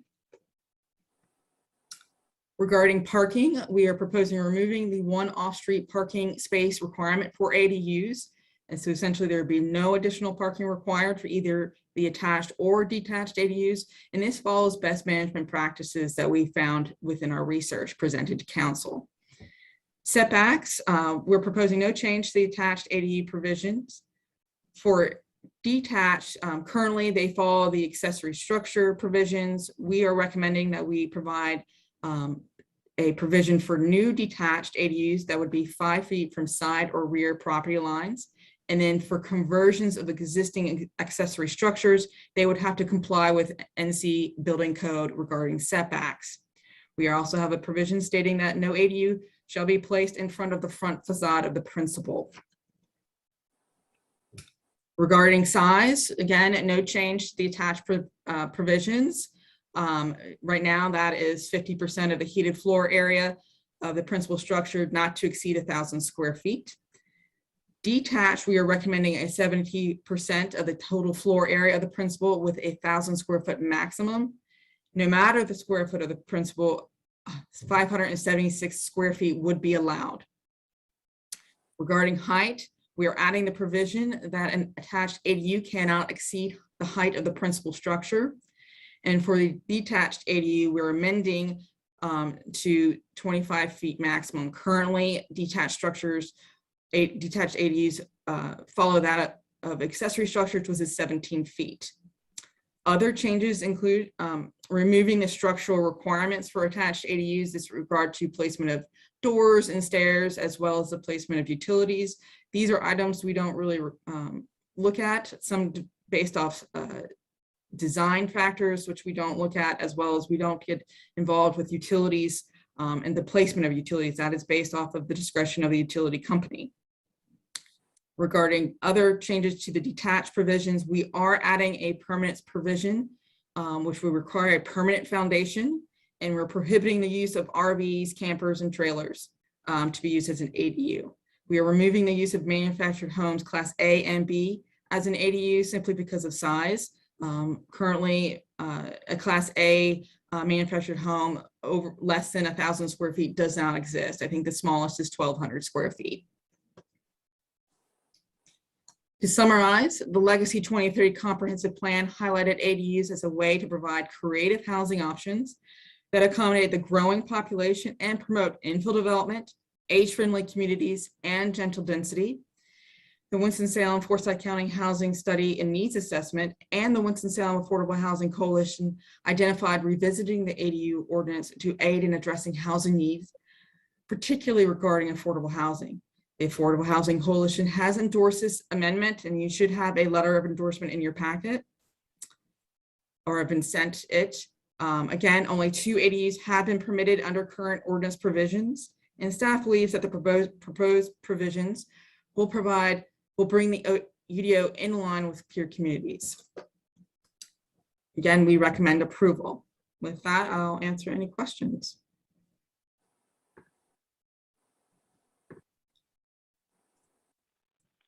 Are there any questions for staff at this present time?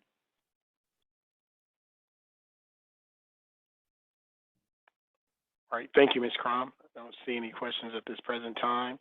Mr. Murphy, do we have individuals here to speak on this case?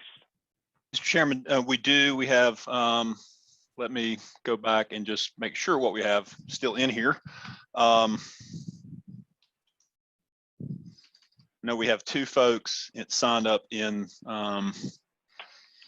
support of the text amendment. The first person signed up in support is Joy Trueluck.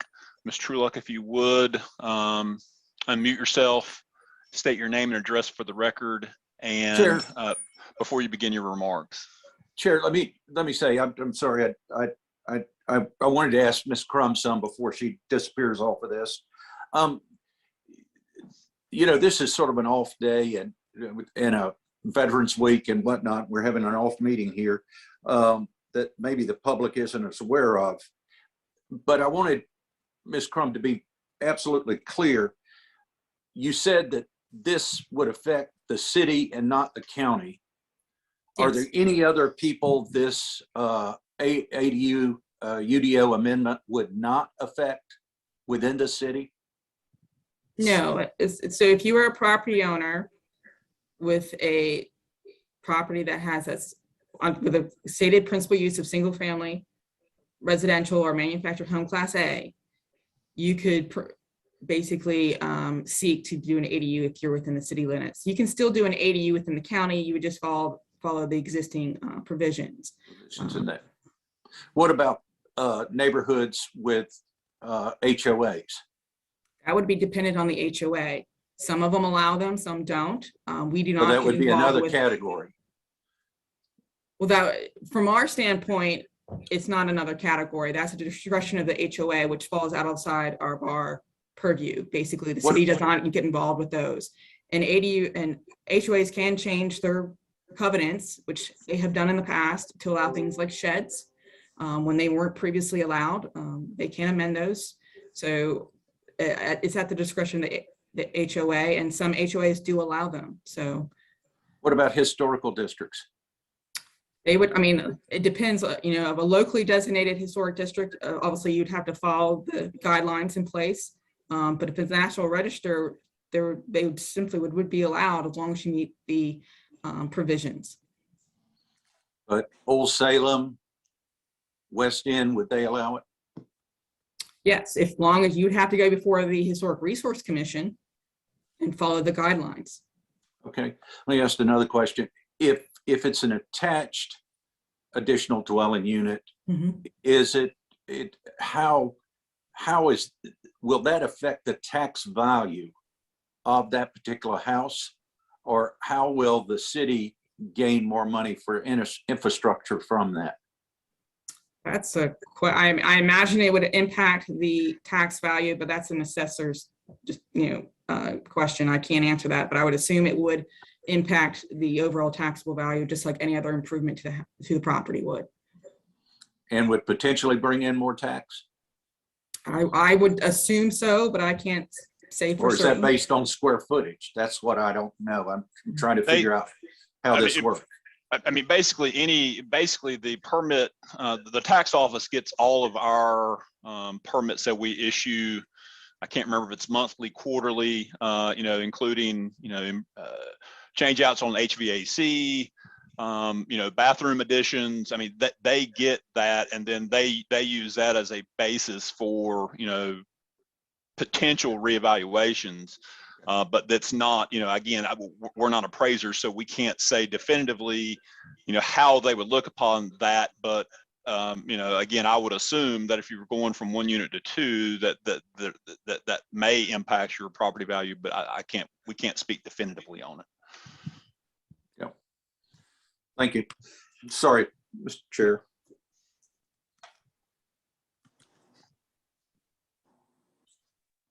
Mr. Chair, you're muted. Sorry about that. So we were opening the public hearing at that time. I think there were 2 individuals that are here in support, and you were calling them at that time. That's correct. Ms. Truelock, now if you would unmute yourself, state your name and address for the record, and before you begin your remarks. Hello, can you hear me? Yes. Yes. My name is Joy Truelock, and I live at 40 West Sprague Street, Winston-Salem, North Carolina, 27127. Thank you for your time this evening. This has been a long session, so I'm trying to hang in there. And I did want to speak very directly that this is a very important case, and it was only brought to my attention this morning thanks to Sue Spanauer. And I have, there were several members from the City University course that I just completed who had some remarks that I may share should time allow. But I'll just, because I've had a long day at work, I'm just going to go ahead and read what I shared with them and try and move this along. I appreciate this department so much and the work that you all do, and the leaders on the board. Thank you all. Accessory dwelling units provide affordable housing, generate income, and infill housing that's gentle density, thereby making it easier to deliver services. As baby boomers age and downsize, an ADU can provide housing in later years, perhaps close to family members, and are often one level, which is very easy for all generations. And this was crucial for me and my family. When my mother's needs increased and she could no longer live in the cottage behind my home that was upfit for her needs, I was able to rent the unit to a friend who was also in need, and then helped me with my son, and I paid them to ready the house for sale. Again, the usage from the ADU as a shelter and as income kept me from the poverty line in an area where the city knows we need improvement. Oftentimes, ADUs allow for intergenerational cohabitation to contribute to family cohesion and ease caregiving. During COVID, numerous family members saw their college-age children returning home. In metro areas, ADUs are often a perfect option for young professionals who don't want to buy a car yet because of college debt. And college students need walkable housing that's close to their universities. We live in a college town, and we really need to consider the walkable citizens, because this evening has been dominated by traffic, and I'm very sad that DOT is not here because we do need to put some pressure on them. Sorry, that was just an aside. Anyway, so it provides simple housing when you need your housing to be simple but affordable. As a homeowner, a single mother, and a busy professional, it would be wonderful to rent my ADU to a local college student for extra income and to feel less vulnerable. I like to be connected to my neighbors and my community. I take that community level support to be very serious part of how we function as humans, especially in a pandemic or an emergency. you have a greater opportunity to ensure no neighborhood standards are maintained because they're in your backyard and you know your neighbors and your neighbors know your neighbors. And I live in an urban neighborhood that's walkable. Accessory dwelling units really, really provide housing. Respectfully, we have an affordable housing crisis, and there are families, elderly, veterans, and children who are not living in homes. They are living on the street. And I would propose that homelessness has a dampening effect that outweighs any objections. We have a moral responsibility to consider safe and affordable housing that can aid our citizens. An accessory dwelling unit can provide the much needed housing options for citizens who need affordable and safe places to live. I really appreciate this time tonight. I hope I haven't gone on too long. I do not know the time, and I happily read the comments from my classmates if you all would like to hear what just spun off early this morning. I think there's still time to lie. We still have time allowed. So if you would, how much time do we have left, Mr. Murphy? There are 8 minutes and we have one other speaker. I'm not sure how long your remarks are, but we should have time. Yeah, we should have time, Ms. Truelock. Okay. Let me get there. Pamela Ingram, who works as a housing service manager at Experiment and Self-Reliance, wrote in, I'm sorry, this is a very long text chain. You know what? I'm going to let the other person go and I'll pull it up because there were two different comments and I've got a couple of phones going. So respectfully, just if I could have a few minutes, and if there's time, that's fine. Sounds good. Thank you. Oh, yeah. Mr. Chairman, the next person signed up is Emma Souter. Ms. Souter, if you would unmute yourself, state your name and address for the record before you begin your remarks. Hi, everyone. I'm Emma Souter. My address is 195 Executive Park Boulevard, Winston-Salem, 27103. Chairman Link, members of the Planning Board, thank you for allowing me to speak on this proposed amendment to the UDO. As Chris mentioned, and I also mentioned, I'm Emma Souter, and I am the Government Affairs Director for the Home Builders Association of Winston-Salem and the Winston-Salem Regional Association of Realtors. I'm here today representing these groups. First, I want to commend city staff for their work and their thorough inclusion of best practices for ADU regulation within the ordinance amendment. And I'm here today to show our support of UDO CC 15. As Amy stated in her presentation, the 2018 Winston-Salem Forsyth County Housing Study found there is a growing need for missing middle and affordable housing in our area, including small size units. This need continues to grow as we deal with fallout from the COVID-19 pandemic and supply chain and the major increases in the price of raw materials for building homes. As the cost of a traditional single-family home is driven up, middle housing continues to get lost in the shuffle, leaving a huge gap in our city's housing economy. While accessory dwelling units are by no means a magic bullet to Winston-Salem supply issues, the ordinance change would be another tool in our tool belt to combat affordable housing in our city. ADUs are cited by the U.S. Department of Housing and Urban Development as a great affordable middle housing option for elderly and disabled persons, empty nesters, or for young adults just entering the workforce. While Winston-Salem's population of young people is growing, over half of the future housing demand predicted by the said 2018 housing study is expected to come from adults 65 and older.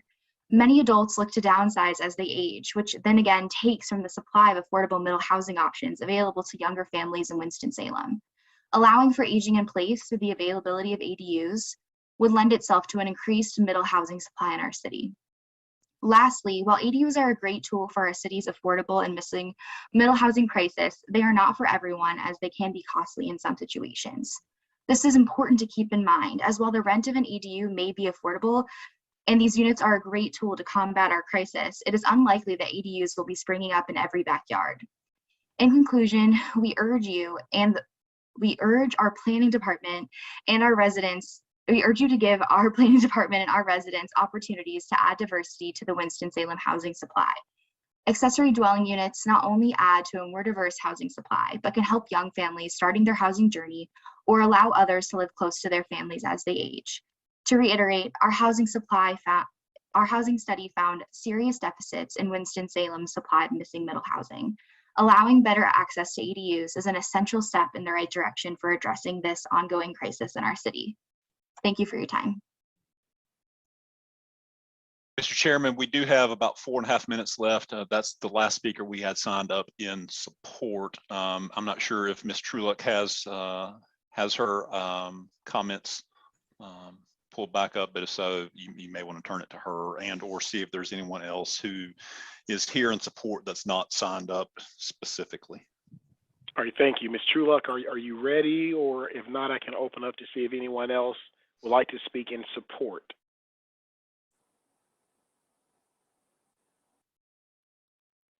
All right, Ms. Truelock.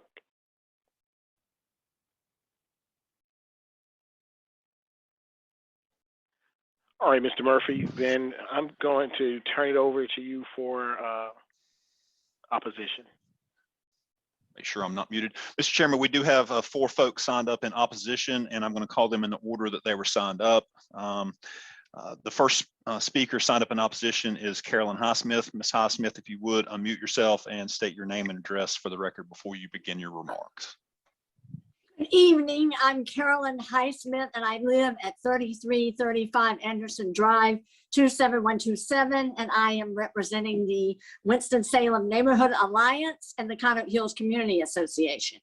The Winston-Salem Neighborhood Alliance is a coalition of 16 plus neighborhoods with expertise in zoning.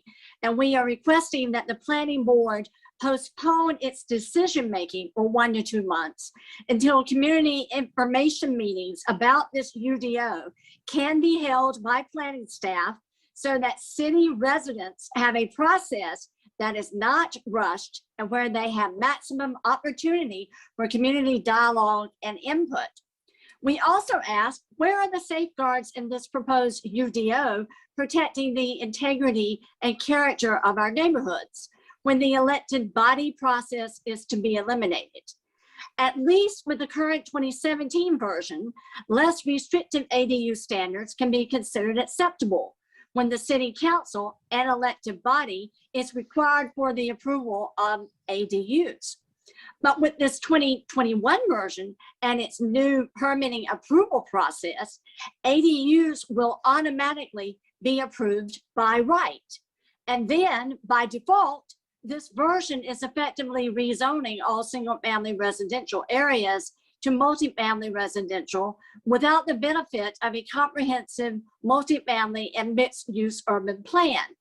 Therefore, stricter safeguards and standards must be built into this UDO to prevent inappropriate and harmful situations from occurring in our neighborhoods.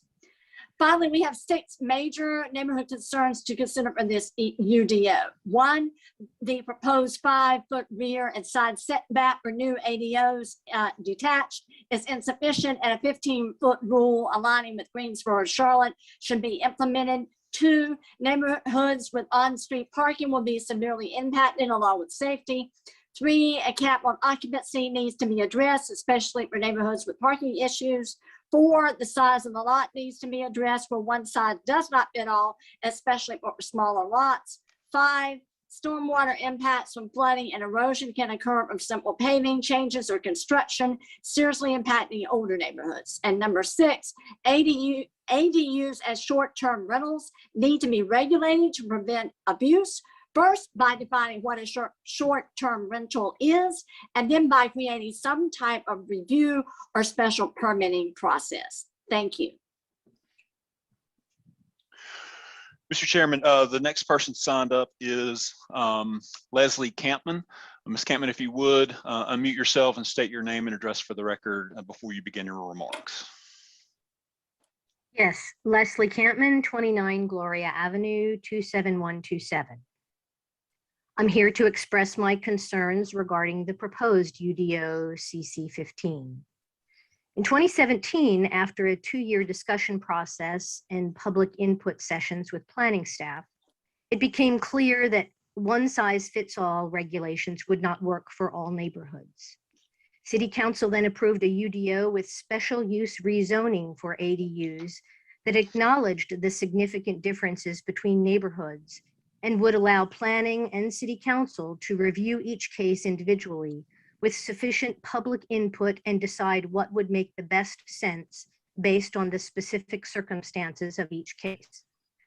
This does indeed provide a more deliberate process by which to evaluate the impact of accessory dwellings on the neighborhood and allows for the possibility of more specific regulation regarding parking and other issues relative to the individual site or neighborhood situation. In Washington Park and other neighborhoods, properties that have been restored or converted back to their single-family use have gained significantly in tax value for the city and in property value for the owners.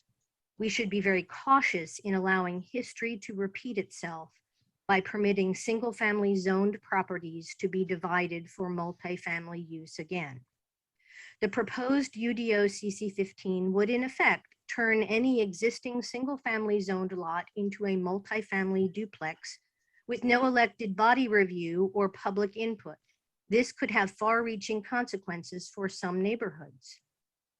I understand the need for ADUs and a desire to streamline the process, removing the $1,000 fee, for example. And I respect the effort to better meet affordable housing goals.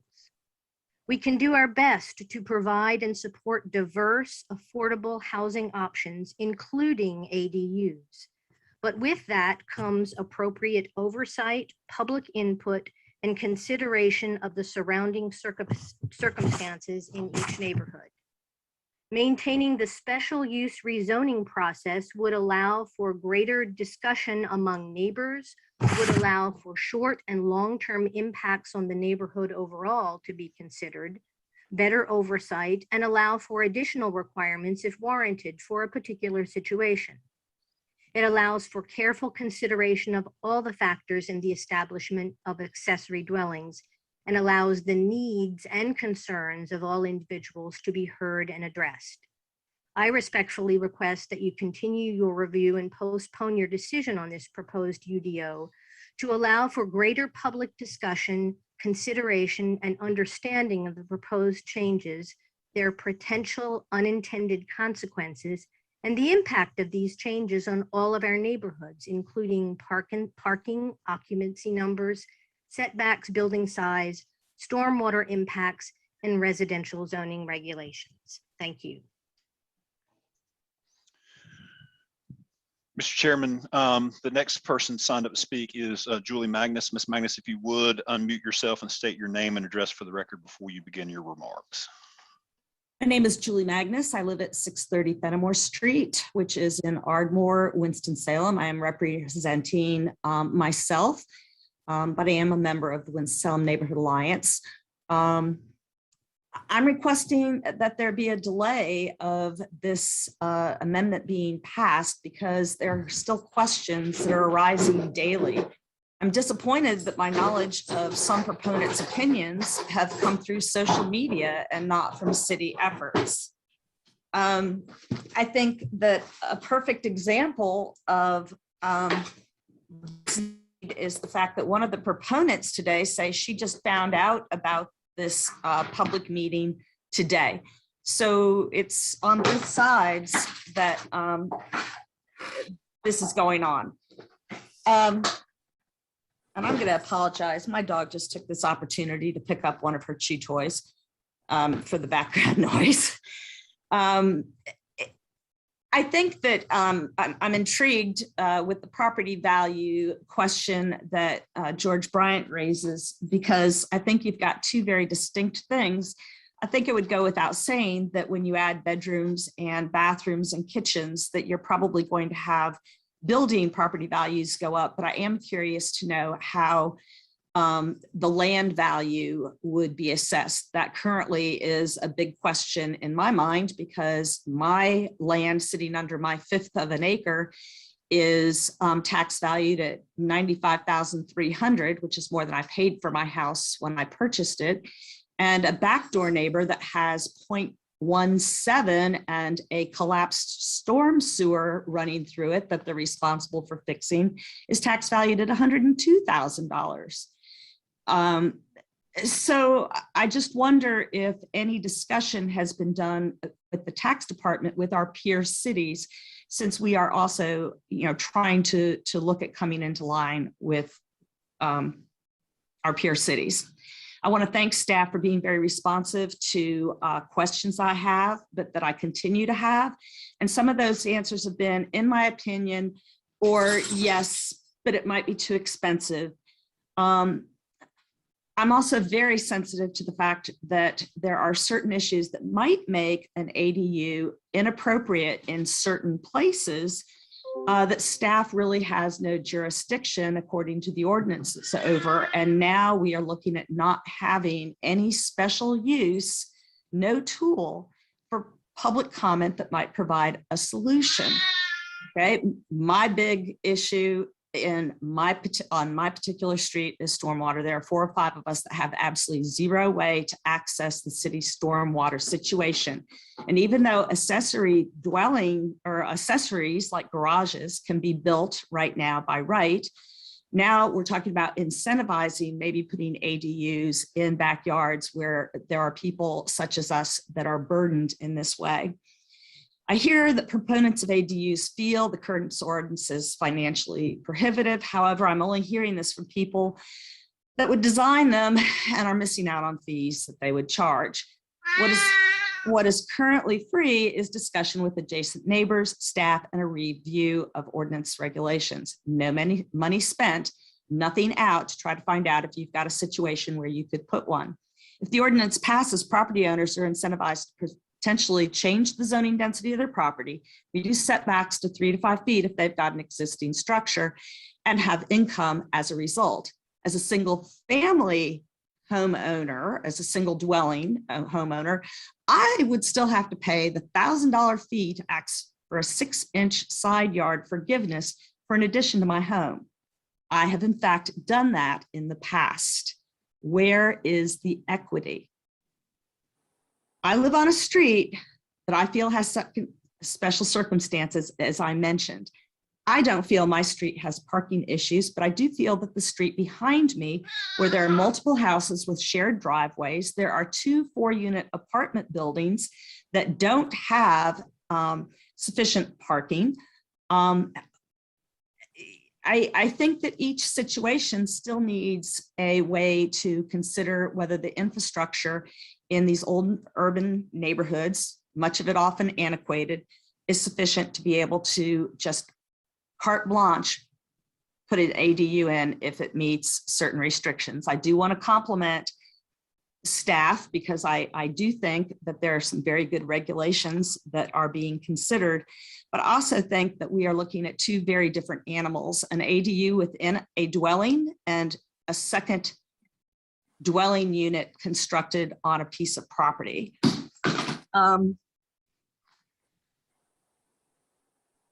While I do believe that ADUs can provide some infill, I do not envision that ADUs are really going to be as affordable as people are claiming, unless perhaps 4 unrelated adults can live in the ADU and 4 unrelated adults could live in the main dwelling.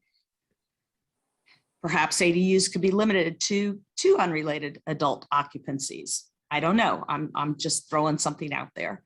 I just believe that the proposed amendment needs to be further considered to ensure that the intent is met, that questions are answered. They're percolating right now, and that more people get an awareness of an amendment that could very well change what their current plans are for their property themselves. And thank you for your time. Thank you for your hard work, but we just need a little bit of time. And I strongly believe we still need some considerations for the special use process when we're adding a second dwelling unit. Right now people can put kitchens and bathrooms in their homes for family members. They can be on a different level, say a ground floor with no stairs. It's just a matter of that meter that that keeps it from being a single family dwelling or an ADU. But thank you very much. Appreciate it. Mr. Chairman, about 15 seconds ago, we ran out of time. We do have one other person who was signed up to speak in opposition. I'll leave it to your and the board's discretion how you want to handle that. I will allow that. If does any board member have objection to me allowing the last speaker to speak, since he or she did sign up? All right. So who, can you list that person, please? I will, Mr. Chairman. The last speaker signed up to speak in opposition is Tim Elliott. If you would please unmute yourself and state your name and address for the record prior to beginning your remarks. Okay, thank you. My name is Templeton Elliott. I live at 1900 Ballard Lakes Drive, Winston-Salem, 27106. And I will keep my comments brief. I do agree with some of the other opponents that we need more time to look and study this. I feel like it really was sprung on us here. This could change the character of many neighborhoods without meaning to. I have a real problem with the no driveway required. I can see people parking on the grass and the grass becoming chewed up, ruts and mud. I can see things starting to look very shabby. I know the slides that were posted by Ms. Crum showed some of these ADUs looked like tiny homes out of a magazine and picture book. They looked really, really cute and nice. I can see others being more like just a shed and or a rackle down garage, and again looking shabby. The city has torn down small houses because they looked shabby. So I think that more study needs to be done and more public input on this. We're late on time, so I will close now. Thank you. Mr. Chairman, there is no one else that has signed up in opposition. All right. Thank you so very much. So with that, I'm going to declare the public hearing closed. Would any particular board member like to speak? Yes, Chair. All right, Ms. Dunnigan. Yes, I'd just like to address the fact that we've received a lot of emails that have been asking for more public discussion on this, and we've heard that in the public hearing today as well. So I just wanted to address that issue. I know I raised it at work session, and I still feel the way I felt at work session, and would just, because we have received all of these additional emails, my count is now about 13, and we've also received some of them from larger neighborhood organizations. So we're not just talking about individuals, we're talking about groups who have really talked about the need to have more information. And I personally don't see it as an issue of opposition to ADUs. I see it as the desire to get more information. And I really see it as a potential opportunity if we were to delay this and have more discussion with the public. I really do see this as an opportunity to not be a stumbling block to ADUs, but to really be an educational process so that we can get the word out about how ADUs can fit into our housing plan in this community. But also, I think we need to kind of balance out some of the issues that we heard today. We heard from the staff and from some of the proponents, the desire to streamline the process and to make it easier to do ADUs to address the affordable housing issue. And then we've also heard from the neighborhoods the concerns about how streamlining the process might cause negative impacts for them. So what I would like to see is if we were to embark upon a process to have some meetings and have some question and answer sessions that would allow these issues to get worked out, and maybe we can come to some middle ground. So with that preamble, I would just like to make a motion to continue this item until after we have held a couple of public informational meetings and giving people the opportunity to get their questions answered. Mr. Chair, I would second that, based particularly on the variety of neighborhoods that have requested this, like the North Winston neighborhood, the historic Renolda, the Coalition of Neighborhood Association Presidents in Eastern neighborhood, East Winston Neighborhood Association, and the Winston-Salem Neighborhood Alliance, and others. I think what we're hearing is there are a lot of questions. People are surprised by this. And as was said before, I particularly view this as a rezoning of single-family homes by doing this by right. So folks need to get engaged and be supportive of this kind of change, as I am supportive of ADUs. So I second. All right, so we do have a motion and a second that we need to carry through. If there are no other comments on the motion and second, so I will do that. So Mr. Murphy, would you please call the roll on the motion and the second that's on the floor right now to delay this this case? Yes, sir. Mr. Chairman, George Bryan. Yes. Melinda Dunnigan. Yes. Jason Grubbs. No. Clarence Lamb. No. Chris Leak. No. Mo McCray. No. Jack Steelman. Jack, you're Jack, muted. Mr. Stillman, I think you're muted. That was a no. Thank you. All right. All right. Mr. Chairman, the motion fails by a vote 2-5. Okay. All right. So before we move forward, I'd like to make a few comments. You know, I think this has been talked about, you know, I think dating back to 2015 and 16 when I was on the zoning board of adjustments. I appreciate the size of all positions of all speakers, and I hear you, and I think spirited conversation is really good, and I think it's healthy for our community. But, you know, I feel it's maybe any amount of public discourse. I don't know if it's going to change the mind of those who are really in opposition and those who are for it.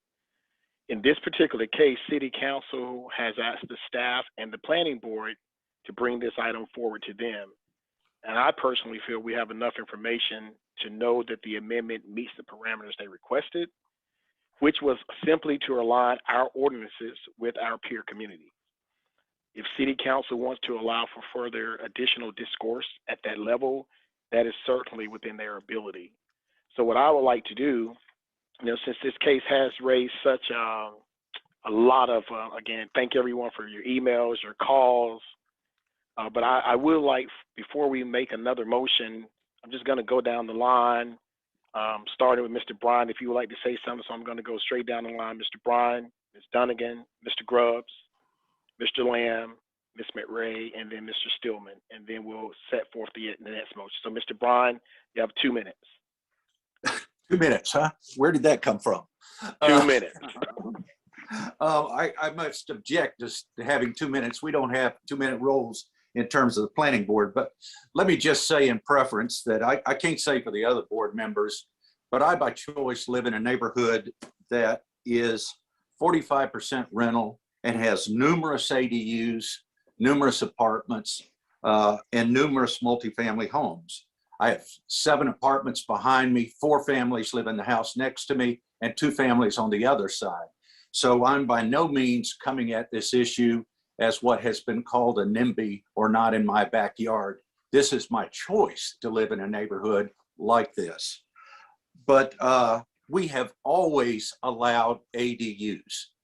And before they were a true accessory to the home, what we're proposing here works against my philosophy of zoning, that we need fairness, that if people invest their largest investment in their home and the decision where to live, then we need their engagement on what and how they're zoned, particularly if they choose initially to live in a single family zoning.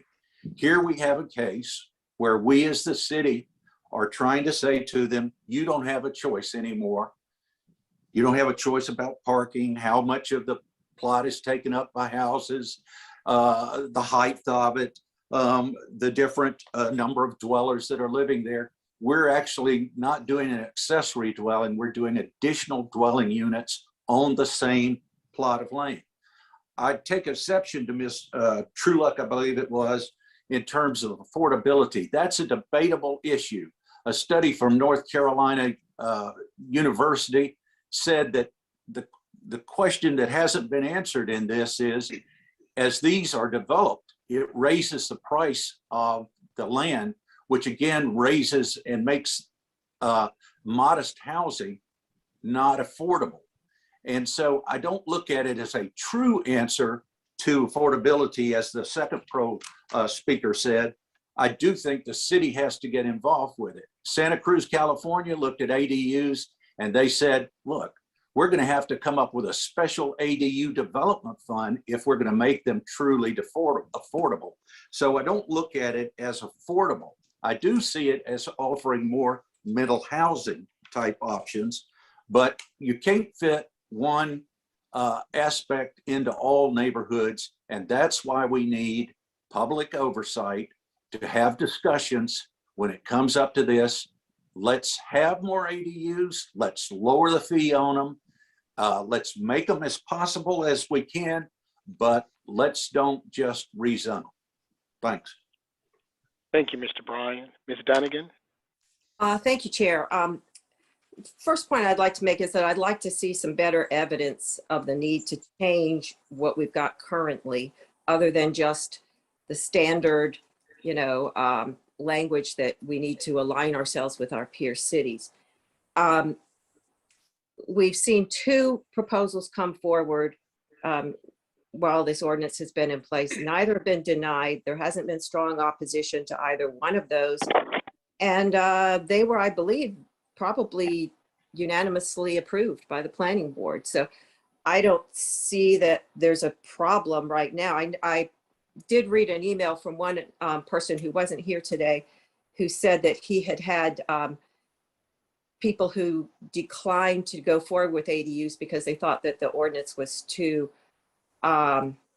risky, that the proposal might not get approved and they didn't want to sink money into it. But again, that's just an appearance issue. I don't think that that's the reality right now.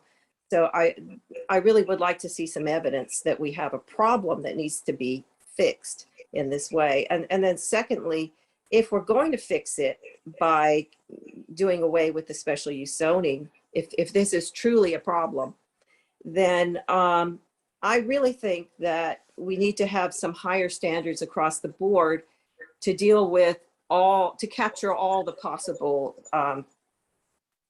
impacts that could occur as a result of this. And in particular, I think we should consider some of the things that were proposed in 2017, the version of the ordinance that was not approved and that did not have special use zoning. Things like higher standards for setbacks, size, issues with perhaps a minimum lot size or lot coverage, things that deal with impacts on smaller lots, which this ordinance doesn't address at all. So I'm just in favor of coming up with something that works for everybody. And I could support either type of approval process, the special use zoning or the zoning officer approval, as long as, if we go with zoning officer approval, we need to have higher standards. And that's it. Right. Thank you, Ms. Dunnigan. Mr. Grubbs? All right, I just start by agreeing with Chairman Leak that, we took this up in response to a request by the City Council for us to consider some changes. So I do agree that moving this forward to them in response to their request, I think is the right thing to do. I don't see a need for a delay. We've considered this at pretty good length, given the amount of time we devoted to it. It wasn't done under the cover of darkness or secrecy or anything like that. And I think the right thing to do here is to move it forward to council. Mr. Bryan started kind of with his zoning philosophy, and that's another great place to start. I mean, mine is, insofar as it's not a risk to the public, my philosophy about zoning is people have a right to use their property the way they see fit. That's kind of a tenet of public property rights or property rights in our country. And so that kind of undergirds most of my decision making. Is if you own that piece of property, you got a right to use it within reason as you see fit. I think this provides some housing options for older adults who maybe wouldn't economically be able to stay in their home if they didn't have another revenue stream to help support themselves. It gives people options in an economic environment where it's hard not only to buy a house right now, it's hard to rent an apartment. And we can debate whether it's affordable or not affordable, whether we should refer to it as affordable or not. I don't know. But I think it gives people more options. More options always are a good thing. It's not going to turn single family neighborhoods into multifamily. We're not talking about somebody building a 200 unit apartment complex in a single. Multifamily. Yes. I'm sorry, Ms. Highsmith, the public hearing is Sorry, closed. I didn't know I was on. All right. So we're not building 200 family multiplexes in single family neighborhoods. I'm not sure we want to base anything we do on what they do in Santa Cruz, California, but that's probably a topic for another day. I don't think I used quite all of my 2 minutes. I'll yield the balance of my time to Mr. Bryan since he felt shorted. Thank you. Mr. Lamb. Thank you, Chairman. I do think that we've, like Jason mentioned, I think we've really spent a lot of time considering this. Hasn't been in secret. It does go back years. I do think that the elected body has given us a job to do. I think we've, been thorough in the way we've analyzed it and considered it and talked about objections and alternatives and everything else. I think that the evidence that Melinda says is lacking about the difficulty of building the ADUs is perfectly exemplified by the fact that we've had two. We've had two of them approved in the past several years. So I do think it's time for us to go ahead and send it to the elected body. They really have, they've considered it quite a bit, but they have sent it back to us, or at least they've told us to modify the UDO pertaining to accessory dwellings, and I'm ready to vote. I would hope that my fellow board members would be ready to go ahead and get our job done and sit in on to elected body. Thank you, Mr. Lamb. Ms. McRae. I would echo Mr. Grubbs, Chairman Leak, Mr. Lamb. I really think that we have satisfied what City Council has asked us to do by, well, we haven't. The planning staff has come through and aligned us and looked at the best and the pros and cons of our current ordinance to our peer cities. I think one of the really exciting bits, and I feel like this is a bit of a downer, everyone seems a little bit low on this is exciting. This is what city planning it should be about. So we should be creating tools. We should be creating opportunities. We should be looking for innovative ways to make our neighborhoods match the communities in which we live. I think this really does align us on that path. One of the things that is limiting about the creation of housing in Winston-Salem is the lack of tools. I'm excited to vote for an opportunity here that's like in front of us. And so I really encourage our board members to think of it as that, and not so much a threat to neighborhoods, but what an enhancement to our city and the fabric in which we live in. Thank you, Ms. McRae. Mr. Stillman.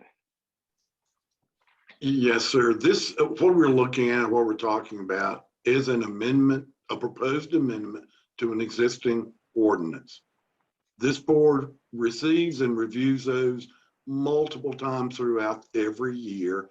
I don't foresee that practice going away.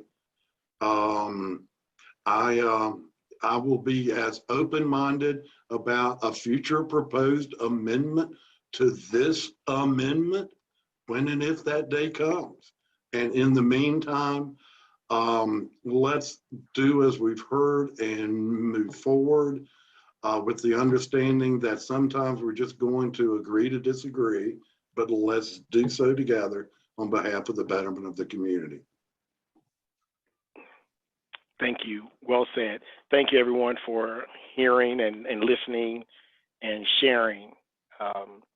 Would anyone like to make an alternate motion?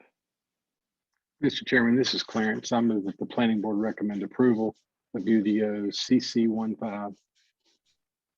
Second. Yep. A motion by Mr. Lamb, second by Mr. Grubbs. Mr. Murphy, would you please call the roll? George Bryan. No. Melinda Dunnigan. No. Jason Grubbs. Yes. Clarence Lamb.